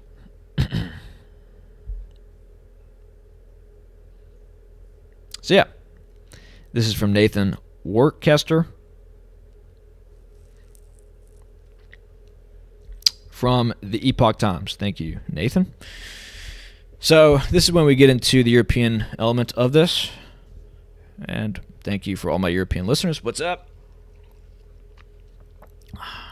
This is from Peter, Sweden. Electricity prices are skyrocketing right now. This is from 2 days ago. In Norway, the price will be so high tomorrow that a 10-minute shower can cost almost $3. Talk about luxury, right? Imagine how expensive it will be to warm your house in negative 10 degrees Celsius tomorrow. Thank you, climate change policies. So, we've talked about this before. Going into this brand new world, all of us are going to be challenged and tested. While you still have this option, what I would do is I would minimize your standard of living. I would lower your standard of living before it's forced upon you. I would start eating canned goods. I would start eating foods which are not as expensive. Like something that I've started to do that I've really enjoyed is I'm just having bread with olive oil that has some herbs in it. Now, to some degree I'm doing this because I'm fasting, but that is a way that you could limit your intake of food. And it also limit seed oils. I'd limit soy in particular, especially if you're a dude. Stop with the soy, all right? I would limit your sugar intake. Meat is fine every once in a while, but we know what they're trying to do with meat. They're tying this into the whole climate change thing too. So I would start taking cold showers. I would start getting up earlier in the morning. I would do things that would exercise your body and make it more resistant to the difficulties which are coming. And when you do that, by the way, you also, to some degree, crucify the flesh and make your spirit stronger. And this is something that we should all do anyway. But I would start doing it because it's going to be forced upon you. Your life is going to get harder. And also, this isn't just a rich or poor thing. Everybody's going to be included in this, because if you don't want to go along with the beast system, which hopefully is a number of people here watching this channel, if you don't want to go along with this, you don't want to take the stabbies, you don't want to get the health passports, and you don't want to be integrated into this new AI, technocratic, dictatorial surveillance system, then you're going to be locked out of the system. They're going to find ways to make it so that you can't have the same lifestyle as you did before. You can't travel overseas. You can't go to the restaurant that you otherwise want to go to. You can't maybe travel throughout your country because maybe like in Australia, they have border guards set up checking people's QR codes. You got to take a mandated selfie in Australia. I mean, oh my goodness gracious, this thing's just getting wild, right? Maybe you only have enough electricity every day to charge your phone enough to give your government a mandated selfie. Maybe that's what it is. I mean, maybe that's their future coming up. But if you don't want to go along with this, they are going to put the screws to you. I don't care how much money you have. I don't care where you live in this world. I mean, it seems to be a global issue. Maybe you can move to El Salvador and escape this stuff. But again, El Salvador has a history of socialism. And we also have a history, the main world powers, of overthrowing people in third world countries who don't like to install new puppet regimes. And so maybe that happens to El Salvador. I mean, we are in the global new world order. I mean, that is what we're moving into right now. And from what I can glean, there's going to be virtually no escape from this. I don't care who you are. So with this going on, with us being able to see the dark clouds on the horizon, I would get yourself prepared. I would also get spiritually strong, because the temptations are going to be significantly strong. I mean, they've already tried to tempt young dudes like me with every possible incentive to get the jab. You know, you go on Tinder, you can say that you're vaccinated, and then you could say, you know, I'm not going to disease you, let's get it on. Like, they have done studies that if you say that you have been stabbed or you've been vaccinated, I'm just going to use the terms, that you've been vaccinated, then you're more likely to get that poon. That's what they say. You can then go to more restaurants. You can then travel more. You have more liberties that you otherwise can't. They're going to tempt you with every possible incentive to get you on board into the system. And if you're not spiritually strong and you're not committed to God, they're going to be able to get you. You're not going to make it. You're not going to make it. Unless you're like some hyper-powerful billionaire who can somehow get around this stuff, and you have like ownership of a Fiji island or something like this. But I don't think that's you. So, and if it is you, send me some money. Invite me to your island. Hopefully it's not in the Caribbean, and I hope that the person who owns it or did own it was not named Epstein. Anyways, so that's something to note. The cost of everything is going to go up. So, as for me, my AC in my house actually stopped working about a month ago. And I thought to myself, well, energy prices are going to go pretty high. Maybe this is an opportunity that God has given me in order to lower my standard of living. So I haven't fixed it. And it's cold in my house. That's why I'm wearing the sweater. So that is something to note. We could talk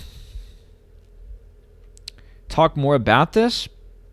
I guess there's a little bit to talk about with this. This is a little bit of a white pill here. There are private companies now working on nuclear fusion. And nuclear fusion for the longest time has been the promise of having extremely cheap and clean energy. As of now, it's an extraordinarily expensive endeavor, and countries around the world are collaborating on experiments, but we're still a ways away from that. We're at least probably 5 to 10 years away from this, if it even happens at all. They've not figured out a way to profitably do this. So nuclear fusion is sought after as the holy grail of clean energy because it is totally clean as an energy source with the potential to create essentially limitless power with absolutely zero greenhouse gas emissions if the full power of fusion reactions can be harnessed by humans. So if the full power of the fusion reactors can be harnessed by humans. So, I didn't mean to click that. No, don't go. Yeah, they're making stuff hotter than the sun. It's pretty wild stuff. And it's different from nuclear fission, which we do now, which is typical nuclear energy that you get from uranium. And we've talked about uranium a good bit here on the channel. It's more complicated than that, and it requires more energy. And who knows how this stuff could be used to make weapons or other things which are bad for humanity. I mean, again, remember, everything that we're talking about here, energy, cryptocurrency, these are all tools. And it depends on the spiritual state of the people using those tools. That determines the outcome as to what's going to happen when they're used. So the trick is creating an environment here on Earth that facilitates fusion, which is what happens on the sun basically, but recreating the kind of conditions found in the core of the sun is a tall order. So it's pretty cool. We could dig more into this. They're talking about having a net positive energy reactor by 2036. Again, I don't even know what's going to happen over the next 7 years. 2036. I mean, assuming that the Terminators have yet to take over the world, that's cool. But many other things are of concern. Okay. Let's see what else we got. So again, we're getting more into the European news now. Slow disaster playing out as Germany moves to shut down 8.5 gigawatt of baseload nuclear capacity. At Facebook, Danish observer Peter Barland presents a chart and commentary on Germany's upcoming rapid nuclear power phase-out. By the end of 2022, the government will have shut down another 6 plants with a total baseload of 8.54 gigawatts. So they're shutting down nuclear power reactors, which is just, it's just so crazy. Oh, it's so wild, bro. It's clean energy. And they're shutting down nuclear reactors right now, which have enough power to power Denmark 2 times over throughout a year. I mean, just unbelievable developments happening in Germany. I mean, this is the country which had shut down all of their coal-fired power plants and are having energy issues now because of that. And now they're shutting down nuclear power. I mean, it's just unbelievable. And now they're having Nord Stream 2, which is a pipeline built by Gazprom, bring in Russian oil. It's almost like they're begging to be in the camp of Russia. What is going on? It's just unbelievable. So yesterday we commented here that Germany will in fact be shutting down all the baseload power sources, which ironically kept the country from blacking out in 2021 because wind and solar power failed to deliver as expected. Which again, you need rare earth minerals to make wind and solar power technologies. It's crazy. Disaster playing out. Pretty crazy. In just over a month, Germany will close 3 of its newest and best nuclear power plants, and more than 4,050 megawatts of electricity will disappear from Northern Europe's power grid. 4,050 megawatts is equivalent to the average electricity consumption of all of Denmark. Just wild. Totally wild.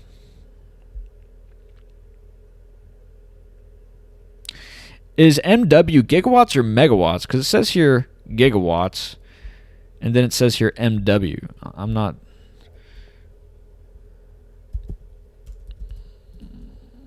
Let's see what's going on here. So there are 1,000 megawatts in a... Oh, okay. I'm being dumb. Never mind. Where are we going? Okay, so here we go. Excuse me. So this is right.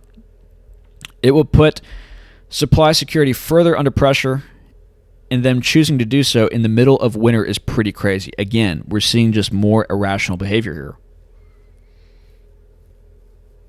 Or again, they're trying to sabotage the electricity infrastructure. I mean, let me know what you guys think. Please comment in the comments as to what you think about this. This is perplexing information to take in.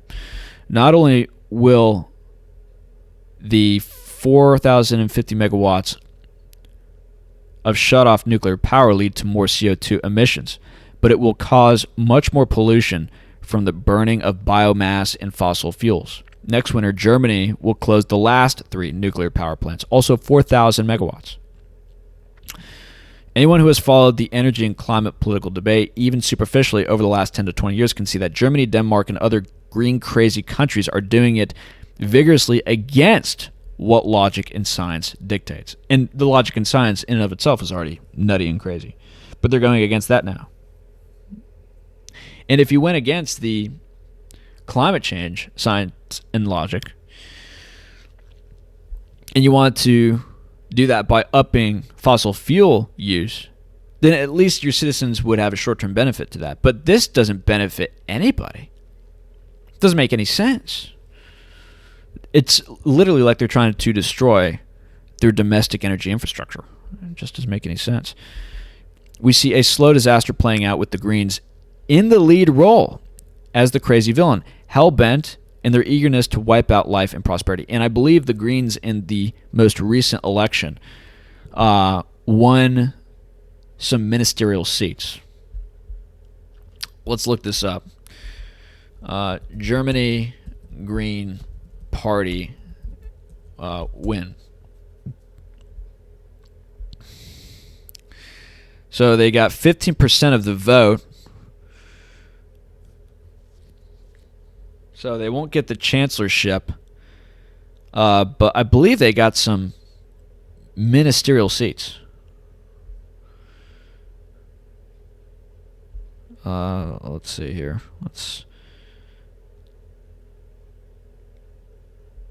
No, it's 2021. I don't know. I can't find the information right now, but they're getting more prominent in Germany. And they have some control over the levers of power there. On top of the baseload power shutdown madness, German Health Minister Jens Spahn said he favored a 1-year complete lockdown of unvaxxed Germans. There's definitely something in someone's water. So yeah, they're just going crazy over there in Germany. And they're voting now I don't know if I said this before, but they're now voting on compulsory vaccines for the population, forcing the population to take these medical experiments. It's hard to believe this is happening. It's just unbelievable. So let's go to more supply chain craziness going on. So Biden had issued a mandate saying that truckers need to take the vax or lose their job. Let's go into more detail on this. I mean, you want to talk about supply chain issues. We already have supply chain issues. Now he wants to inject truckers with this medical experiment, and they're not wanting to do this. 37% of the truckers are not only saying no, but hell no to the mandate. That's 2.5 million truckers who could potentially quit the workforce. I mean, that's going to destroy the supply chain. And we already have inflation getting off the chain. And inflation is going to get worse because of this energy issue that we're talking about, as energy becomes more and more expensive as a result of these insane policies. So this is just going to make inflation even worse. It's going to make the supply shortages even worse. And Biden had discussed that one of the reasons why energy could be so expensive is because oil companies are price gouging. That's what he said. It's price gouging. So that's a key word that you see before you see the implementation of price controls, which I think we will see before next year is over. As we get into the 2022 political season, I think we could see price controls, which is bullish Monero, right? And we've talked about that. To make matters worse, Spear revealed that the pandemic already left them 80,000 workers short compared to pre-pandemic levels. Therefore, losing 2.5 million truckers would be catastrophic. We've tried to be very clear to the administration. I understand the logic behind this, but if you do this, these are the consequences. Don't say that. Don't try to sympathize with them. There is no logic in these people. Somebody once said, hell is a place where there's no reason. We're in hell right now. Reason doesn't exist. It's insanity that we're in. I wouldn't cede ground to them like this. I wouldn't make them think that they're smarter than they are. They're insane. But if you do this, these are the consequences. So if you're trying to solve the supply chain problem, you're actually compounding it and actually hurting the very problem that you're trying to fix on the vaccine side. What are truckers just dying like flies as a result of COVID? I don't think so. So at least the courts are fighting against the vaccine mandate, and they are putting a stay on this as far as I'm concerned right now. But that is what's happening. Even if they don't have this go through because the judges back up the truckers and they issue a stay on that order, just the fact that they're willing to try this just, again, shows you that the people who are in charge of the country are insane. And what they are seemingly trying to do is destroy the supply chain and the energy infrastructure. I mean, it's either unbelievable incompetence, insanity, or direct, purposeful sabotage of the country. Let's get to more articles. Biden to cause... Yeah, we talked about this just now. Let's talk about the UK for a sec. We've got some listeners from the UK. Why are so many UK energy providers going bust? I mean, there's a new energy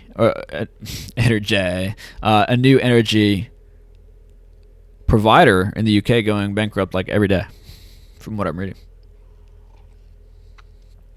So let's check this out. This is from yahoonews.com. And before that was, I believe, Right Side Broadcasting. So this is from Veronique Dupont. Britain's domestic energy providers suffered a string of bankruptcies in recent months, with Bulb the latest to see the lights go out this week. How far through this are we? An hour and 49, okay. The number of UK suppliers has almost halved since August, ravaged by sky-high global wholesale costs and local factors like the so-called energy cap. Soaring fuel bills are also translating into surging inflation, which makes it increasingly hard to pass on spiraling costs to consumers as the cold winter approaches.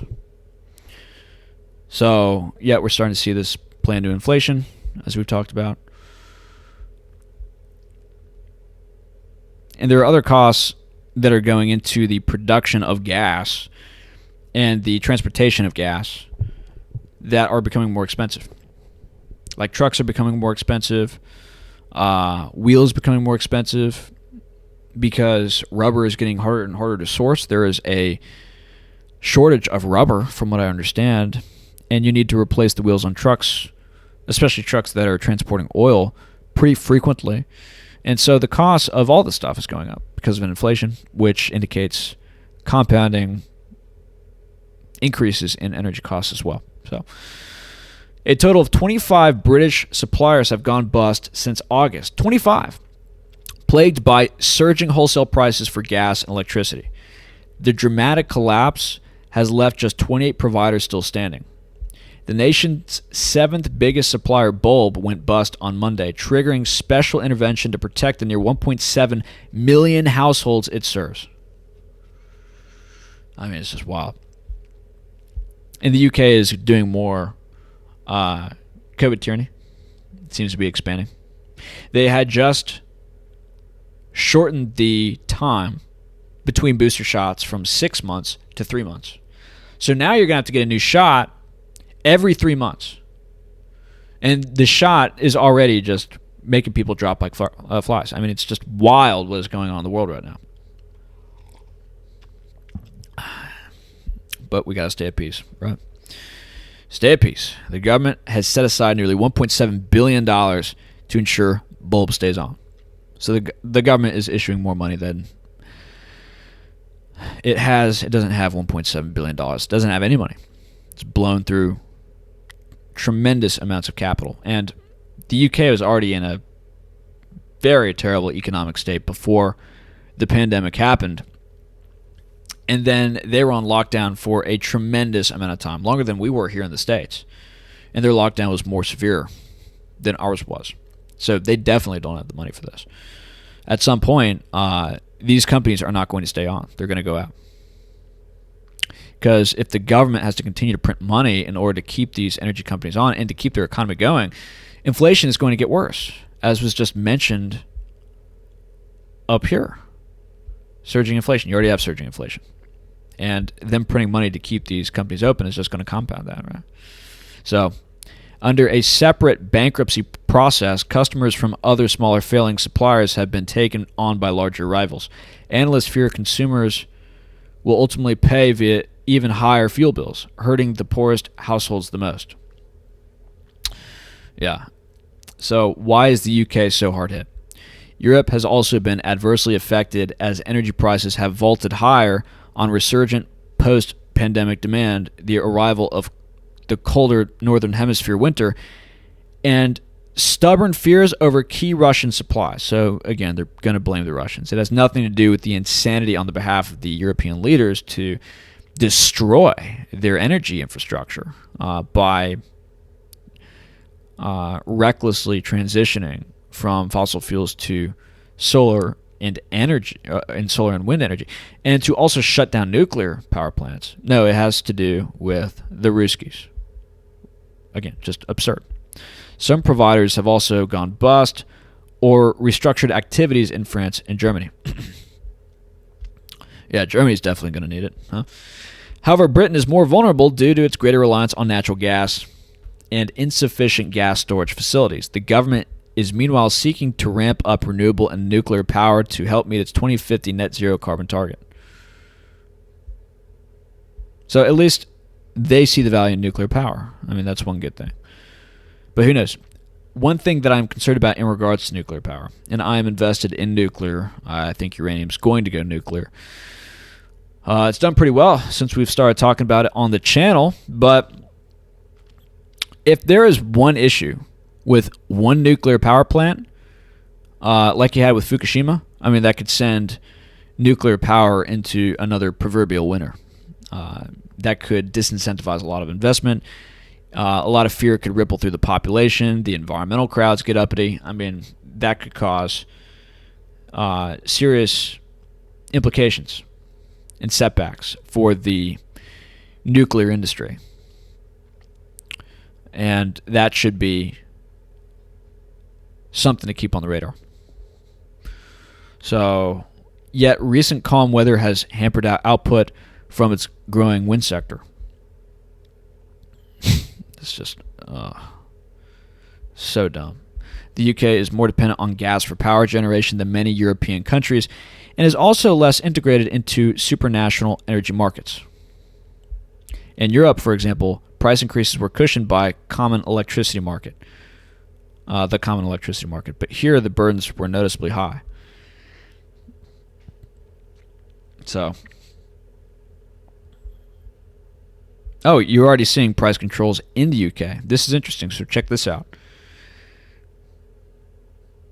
Britain's energy providers have also been hurt by government moves to cap prices in an attempt to ease consumer pain. So we're probably going to see that in the States too. They're already starting price controls in the UK. And that's going to move its way down to everyday goods. The price controls. It's not just going to be energy. It's going to be everything. Especially as more small businesses are put out of business. A lot of that market share is gobbled up by fascist corporations like Amazon and Apple, which have close relationships with the government. And then the government can then make arrangements with those corporations to limit their prices, which will lead to more shortages because people are going to smarten up and say, hey, I could sell this for more on the black market. They're going to take those goods off the white market to move it into the black market to then sell at the fair market value. And what do you need for that? Well, you need Monero to buy that stuff. So in order to cope with shortages of goods that you may need, you guys may want to consider getting Monero. And we've talked about that. So price caps, which are supposed to protect consumers from price increases, mean that companies get into trouble when gas prices rise as they currently do. Therefore, stress tests could be needed in the future to ensure that companies entering the market are well enough positioned. It's just more communism. I mean, we know how this ends. If you start to control the price of one thing, especially if that price is integrated into everything, then you're going to have to start to control the price on more things. And what the Federal Reserve is doing with interest rates, which is the most important price set on anything, which is money, once they started to try to control interest rates, the price of money, the price of everything became distorted. And that's why we are in a huge epic bubble. It's like, imagine air is moving into like a big ball of plastic, right? Or like a big sheet of plastic, which then turns into a ball as a result of the air. Maybe you're trying to stop too much air from getting into one area. And so what do? You press it down. Well, that air goes somewhere else. It doesn't just disappear. It just goes somewhere else. And then you've got to try to clamp down the air that's concentrating too much in another sector. So you, boom, pound that down. Then that air then concentrates to another sector. You got to pound that down. So these governments are going to start to play whack-a-mole here to try to keep prices down everywhere. But what that's going to do is it's just going to make it so that there are shortages everywhere.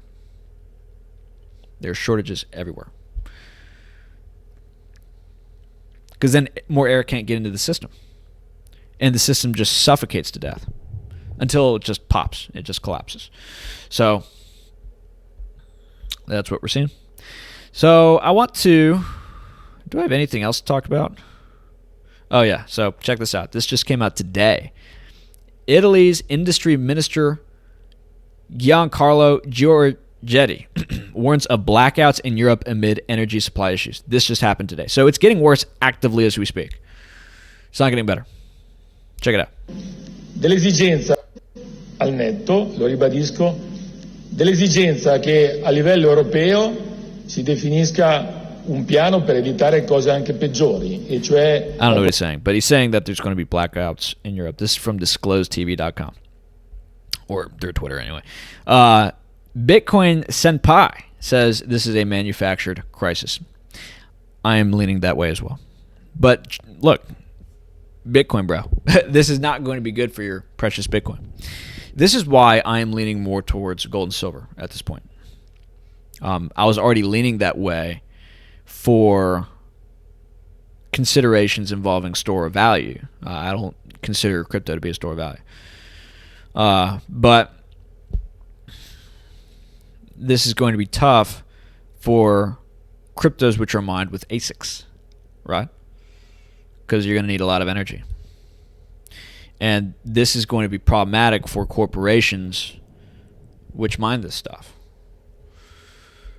Because they're probably going to have regulations incurred upon them. Or they're going to be banned outright. Because they're going to have to ration energy in this environment where you have energy supply issues and you have blackouts. Because if you start to have hospitals have supply energy issues, if you start to have grocery support... I can't even talk. Hold on one second. If you start to have energy supply issues with Kroger's or supermarkets or hospitals or veterinary clinics, financial service centers, the homes of the elite, right? They're going to look at the Bitcoin miners and they're going to say, you're not necessary. We don't need you. You need to shut down your operations. I suspect that's what's going to happen. That's going to interfere with the hash power, certainly of Bitcoin. Obviously, that hash power is going to go somewhere else. Where is it going to go? Well, I don't know. Because, again, this is a global issue that we're looking at. This is a global issue. And if everyone has to start rationing energy, where are you going to go to where you feel safe setting up a huge energy consumptive operation that is made to bolster the network of a currency which is competitive to the reigning currencies of the time, which governments go to war to protect? That's a risky venture. That's a risky venture. Now, with Monero, it's more decentralized.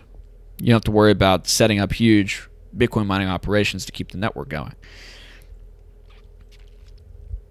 It's problematic for some cryptos, for some not so much. But that's something to consider, Mr. Bitcoin Senpai. Something to consider. And then here's Alex Jones. Yep, saw this coming. So it begins. Power cuts next. Stay safe, folks. So people are waking up to this stuff. People are waking up to this stuff. Yeah, so this is something to consider. Before we get to that story, I want to make sure we get through everything. In regards to energy, how long have we been going on for now? So about 2 hours. Told you guys it would be a long stream, but I'd say maybe we have another hour to go. What's the deal with rolling blackouts in California's power grid?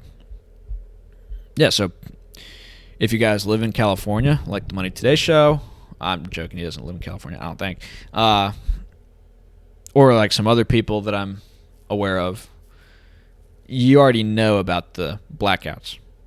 In California, it's just a civilization collapsing. I mean, it's just like it's like hell over in California. Anyways, a heat wave spreading across large portions of the west coast of the United States is not surprising for this time of year, but the frequency and severity of these heat waves have been getting worse in the recent years as the side effects from the climate change become more obvious. Okay, so again, you see how it's being framed. Climate change is causing blackouts. And as climate change gets worse, which is what they're going to tell you, as it gets worse, you're going to have bigger and bigger issues with electricity.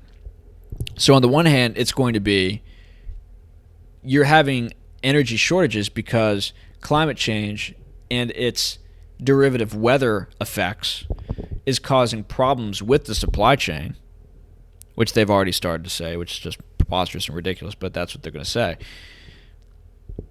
And it's going to have trouble It's going to cause trouble with the electricity infrastructure because of the heat or whatever. But it's also, you need to make a sacrifice in order to fight climate change. So it's going to be a twofold thing. Whatever happens, guys, they're already starting to blame on climate change. They're already saying that kids getting heart attacks, it's because of climate change. It's not because of other obvious variables that you could plug into that equation. It's because of climate change. They're saying that more women on the boards of corporate directorships, on corporate boards, that is better for climate change than if men were on those boards. Okay, so you're seeing just everything being sold in a context of climate change. In response to this, the grid operators in California have instituted limited rolling blackouts as electricity demand ramps up. This isn't California's first run-in with elective blackouts either. The electrical grid in California is particularly prone to issues like this, both from engineering issues and from other less obvious problems as well. So we could dig into the history and the info regarding the California infrastructure, but yeah, they're like literally instituting blackouts in California. They say unless a major overhaul of the grid is performed, they will likely continue. Well, they're going to get worse. They're going to get worse, especially if they continue to blame this on climate change, which, I mean, just think about this. Is there any set of points that could be listed on an agenda that say, hey, we beat climate change, we can go back to normal? Like, is there any null hypothesis? Is there any strict set of determinable results that can be had from this operation to try to contain climate change that can be checked and made it so that people can have some public ascertainable way to say, hey, we beat climate change, let's go back to normal? No, it's just going to be, it's getting worse, it's getting worse, it's getting worse, it's still a problem, it's still a problem, it's still a problem. We need to continue to make sacrifices. We need more tyranny. We need you to eat bugs. We need you to live in a box. We need you to have no electricity. It's going to get worse because the goals are undefined. It's ambiguous, which means they can do anything to justify this stuff. And they can justify anything because of this stuff. So people should probably be worried. This is from cron.com. And by the way, this is from hackaday.com. From cron.com, people should probably be worried. Texas hasn't done enough to prevent another winter blackout, experts say. So you remember last year how there was an issue with the Texas power grid because of not heat as you have in California, but cold weather. Because you had wind turbines which were not winter-proofed or something like this, they had froze and they couldn't spin, which caused electrical problems. And you also had pipelines freeze as well. And millions lost power for days in sub-freezing temperatures, and more than 200 people died. And many businesses went out of business because they couldn't afford the huge hike in electricity costs. So, problems with the electrical grid here. So, they say that they had worked on fixing this, but some people say it's not been fixed. So, something to, again, note. And we've talked about Lebanon before. Lebanon heads for total darkness blackout as electricity funds dry up. Governments are going broke all over the world, right? As they run out of money, it's not clear to me how they're going to keep up the electrical infrastructure, especially if inflation really takes off or interest rates are hiked and everything just becomes much more expensive because everybody's spending their money servicing debt instead of trying to maintain the infrastructure because everything is being terribly mismanaged. And the results of that mismanagement are going to become apparent, probably in a sudden fashion, and then all at once. And it's going to be a disaster, right? But I do wonder how these things are going to be afforded. I do wonder. So this person from Lebanon says, imagine your life without electricity, internet, phones, hospitals, or vaccines. Oh no. Oh no. What will we do about not having vaccines? That's terrible. It's surreal to live in the 21st century without electricity. So yeah, I mean, what will your crypto be worth in this environment? What will it be worth? Probably nothing. So yeah, check that out, right? Pretty crazy. Last thing I want to get to today, because I'm getting a little bit tired. I have things I need to do. I want to comment on some of the recent developments going on with this vaccine push. So 62% of Swiss citizens vote to keep vaccine passports. Now, Switzerland has, from what I understand, in Europe, the most educated population out there, and the more freedom, and the most freedom-oriented vaccine. Oh goodness, yeah. If I go on past an hour and a half, I start to lose. They have the most educated population. They have the most freedom-oriented population out there in Europe, from what I understand. So, the fact that 62% of the Swiss citizens would vote for vaccine passports is amazing to me. And mind you, they have a direct democracy system. So they are able to make determinations themselves on these things with a higher degree of liberty and freedom than we can here in the West.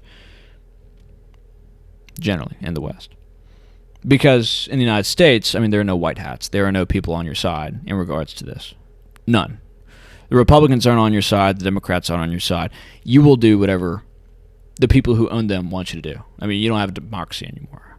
And even if you did, it's not an optimal form of government.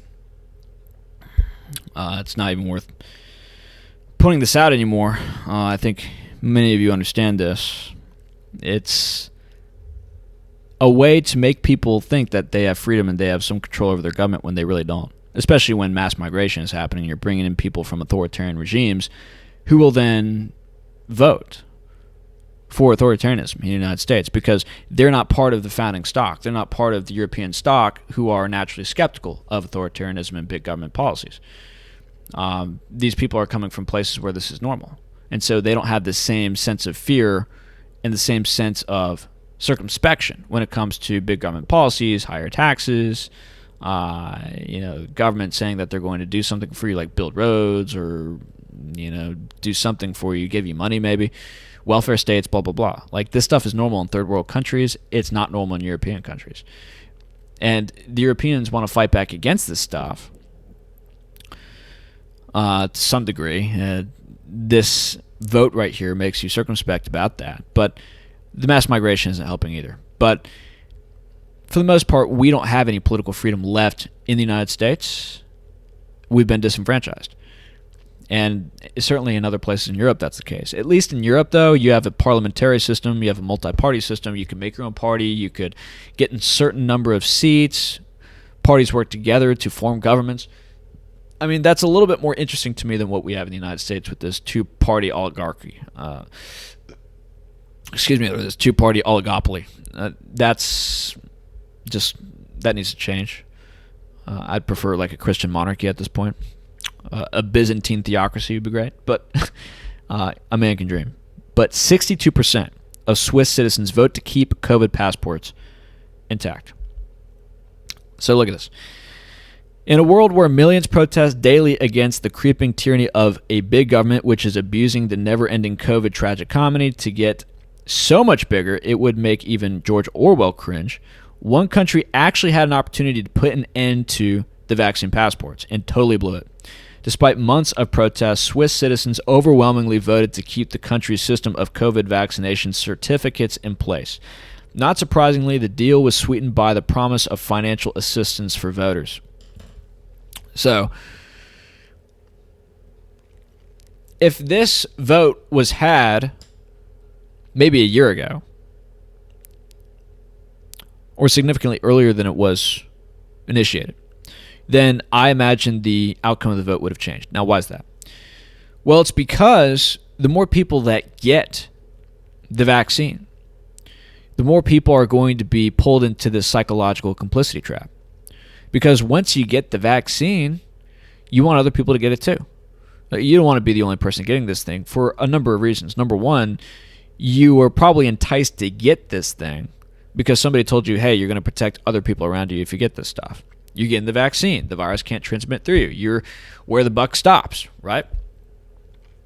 So you thought you were doing a public good, and if other people don't go through on doing that public good, it's sort of like a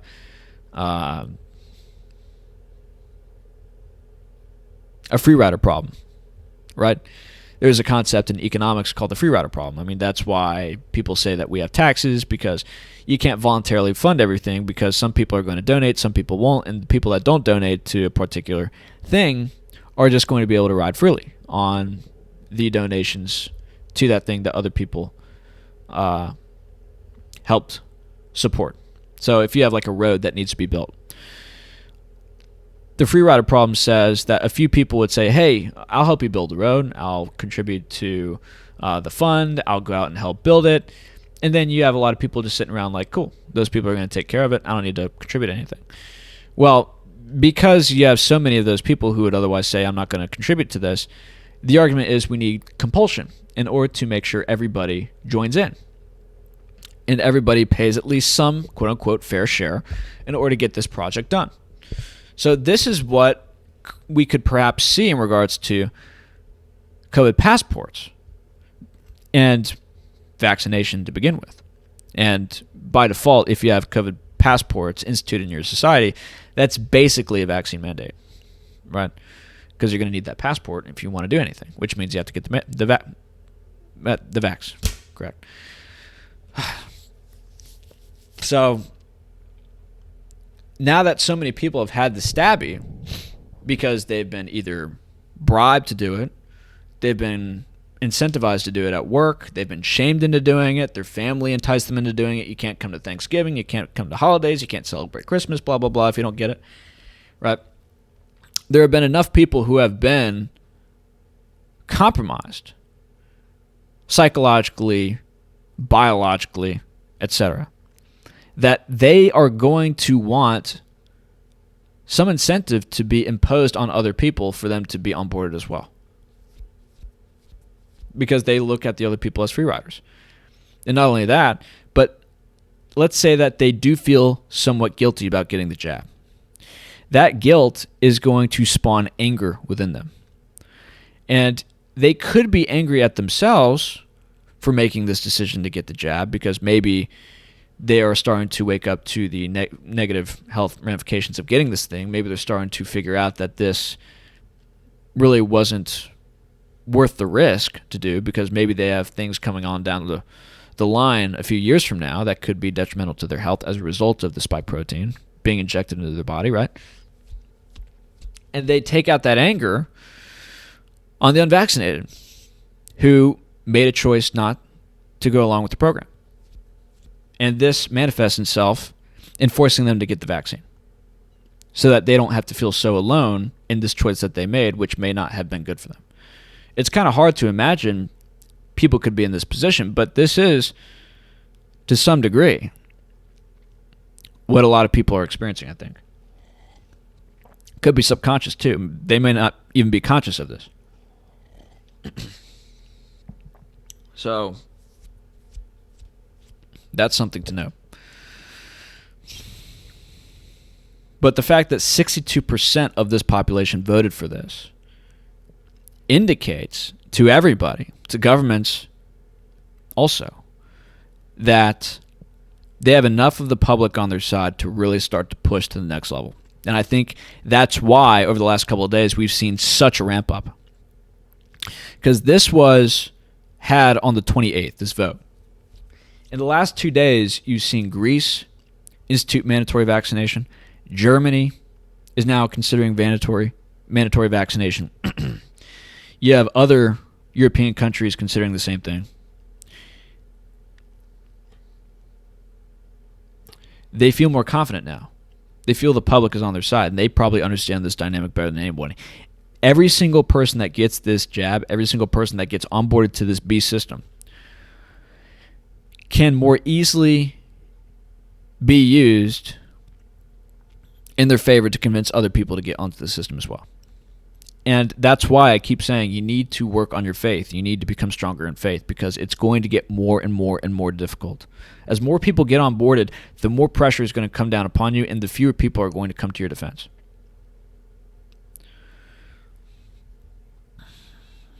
So don't give in. Don't give in. Let's read more of this. According to RT, Sunday, just over some 62% of voters chose to maintain the country's coronavirus measures, which include a controversial system of COVID vaccination certificates required since September to enter bars, restaurants, theaters, and other public spaces. Majorities in 24 of Switzerland's 26 cantons backed the law. So, from what I understand, most of these people were elderly who voted for this law.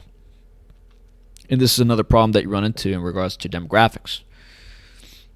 When you don't have as many young as you do old, because the old decided to party their entire lives and to go get jobs and to get educated and blah, blah, blah. And you have more of them than you do the young. Well, then what they want is going to reign over what the young want. In a democracy, that's what's going to happen. And this is what we saw in 2020 and 2019, right? The old get what they want. They get more Social Security. They get more Medicare. They get more Medicaid. They get more government benefits. They get more lockdowns in order to protect themselves at the expense of the young, who have lost educational opportunities, who have lost career opportunities, who have gone broke as a result of their business that they just started up being deemed non-essential, right? And the old thought they were going to be safe from all this, and it was all a lie, but they got what they want. They got what they want. And of course, the old people who don't have kids, one of the only things that they do have is politics. That's how they can feel meaningful to society. That's how they can feel like they have purpose, is by getting involved in politics rather than raising a family. And so they get involved in politics because they want that high that you can get from being morally righteous and morally vindicated. And if they've been bred and groomed to think that, you know, mass migration is good, diversity is good, blah, blah, blah, blah, blah, more welfare payments and just about everything else which is destructive to a society, they're going to advocate for it because that's all that they have. I mean, it's a very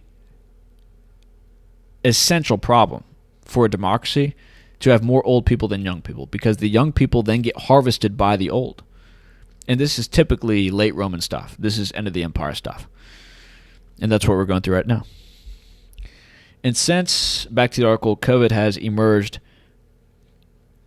as every politician's best friend, all Swiss political parties, with the exception of the right-wing Swiss People's Party, supported the law, which was brought to a vote after anti-lockdown groups gathered nearly 200,000 signatures to challenge it earlier this year. Under Switzerland's system of direct democracy, any initiative can be brought to a vote with 100,000 signatures. Curiously, while voters in June backed the introduction of the measures by 60%, recent months have seen protests break out in Swiss cities over the introduction of the vaccine certificate. Police in October used rubber bullets, tear gas, and water cannons to disperse crowds of people who broke through barriers outside the Parliament building in Bern. And yet, almost 6 months later, and this is the key point, the support for the controversial measures appears to have been higher than when they were first introduced. Almost one has to wonder if the referendum was held by mail. So they held the...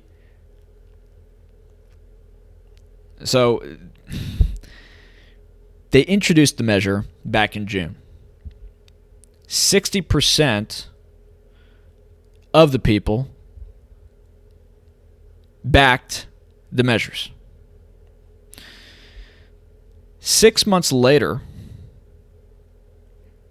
now 62 back the measures. The number of people who have chosen to back the measures has increased, which indicates what we just said is true, which is that more people got the vaccine, more people got initiated into the complicity trap, and now they want their fellow citizen to also get vaccinated. They want everyone else to be brought into the system. Right. So, yeah, pretty wild, right? The law voted on provides more than just vaccine passports. It also expands financial support. Well, there you go, too. I mean, you could bribe off the population, which is, of course, happening in every Western country by every politician. That's why the Democrats, for the most part, have been able to establish uniparties, because they offer the most money to the people. Their bribes are the biggest. And that's when you are on the road to financial hell, is when the public gets a little bit of that drip of free money, and they then yearn for it, they vote for it, they trade their freedoms for it,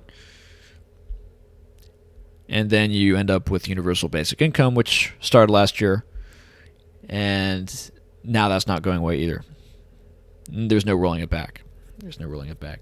And it's suggested that we're going through another round of stimulus soon. So look out for that, because of the new variant, right? So yeah, that's all I want to talk about.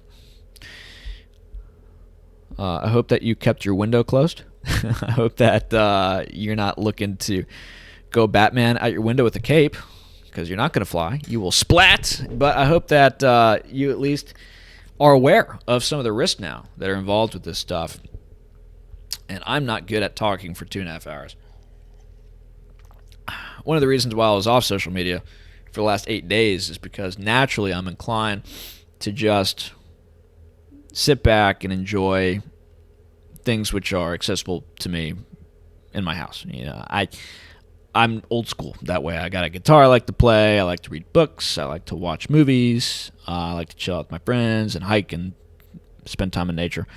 It's not naturally occurring to me to talk with people on the internet. That's not within my wheelhouse for the most part. That's not to say that I don't like you guys. It's just part of my personality. So don't take that to heart, but I do need to work a little bit on this, obviously. First time back in a couple weeks, so I hope that you'll forgive the muttering. But I think that this stuff is really important to know.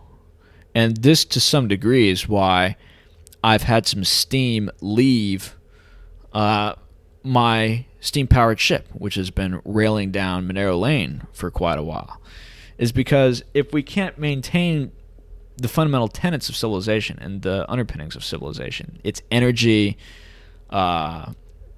its essential freedoms, it's very hard for me to figure out how this is going to work in that environment. Now, again, this is digital cash. If you have some level of electricity functioning in your system, you can use it to work. But with where things are going now, I think that it's ideal to find people within your geographic vicinity that can offer you the goods and services that you need. Because I think we're going to go through a period of decentralization. I don't think globalization could last much longer if the energy infrastructure on a global level becomes ever more stressed. And it becomes that much more costly to manufacture things over there and ship it over here. And it becomes more costly to ship food and other supplies from over there to over here. It makes more sense to get everything locally from an economics perspective.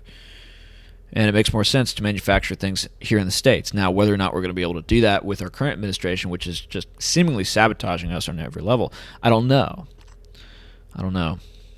But these are all things to consider. That's it. So I might have an interview with Arctic Mine this week coming up. I have to come up with questions for that. I'm so busy with so many things. I have to work on my baptism. I have to go see some people. I got family stuff going on. So I've just been very busy. And look, if you are a patron and you've been subscribed to the channel, I just want to let you know straight up, over the next month, I'm probably not going to be able to put out as much content as I would otherwise like.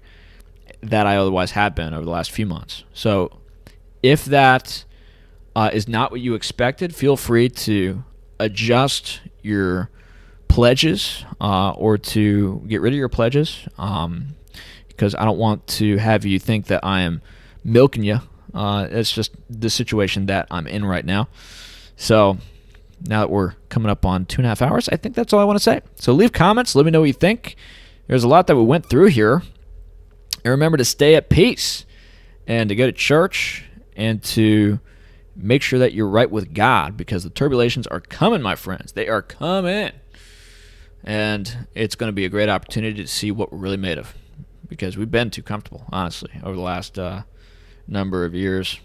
And I don't say that sadistically, oh, you will feel the pain. No, just we need a challenge. We need a test. We need something that will band us together and something that will try our souls and make us worthy of God and His love and everything great that He provides for us. So that said, Monero Matteo, I think that's all we got to say. More Monero content coming soon. I know that you guys love that stuff, and I know that this was a little off-kilter today, but please like, subscribe, leave comments, check out social media, check out the donation links below. That's all. Have a great one. Goodbye.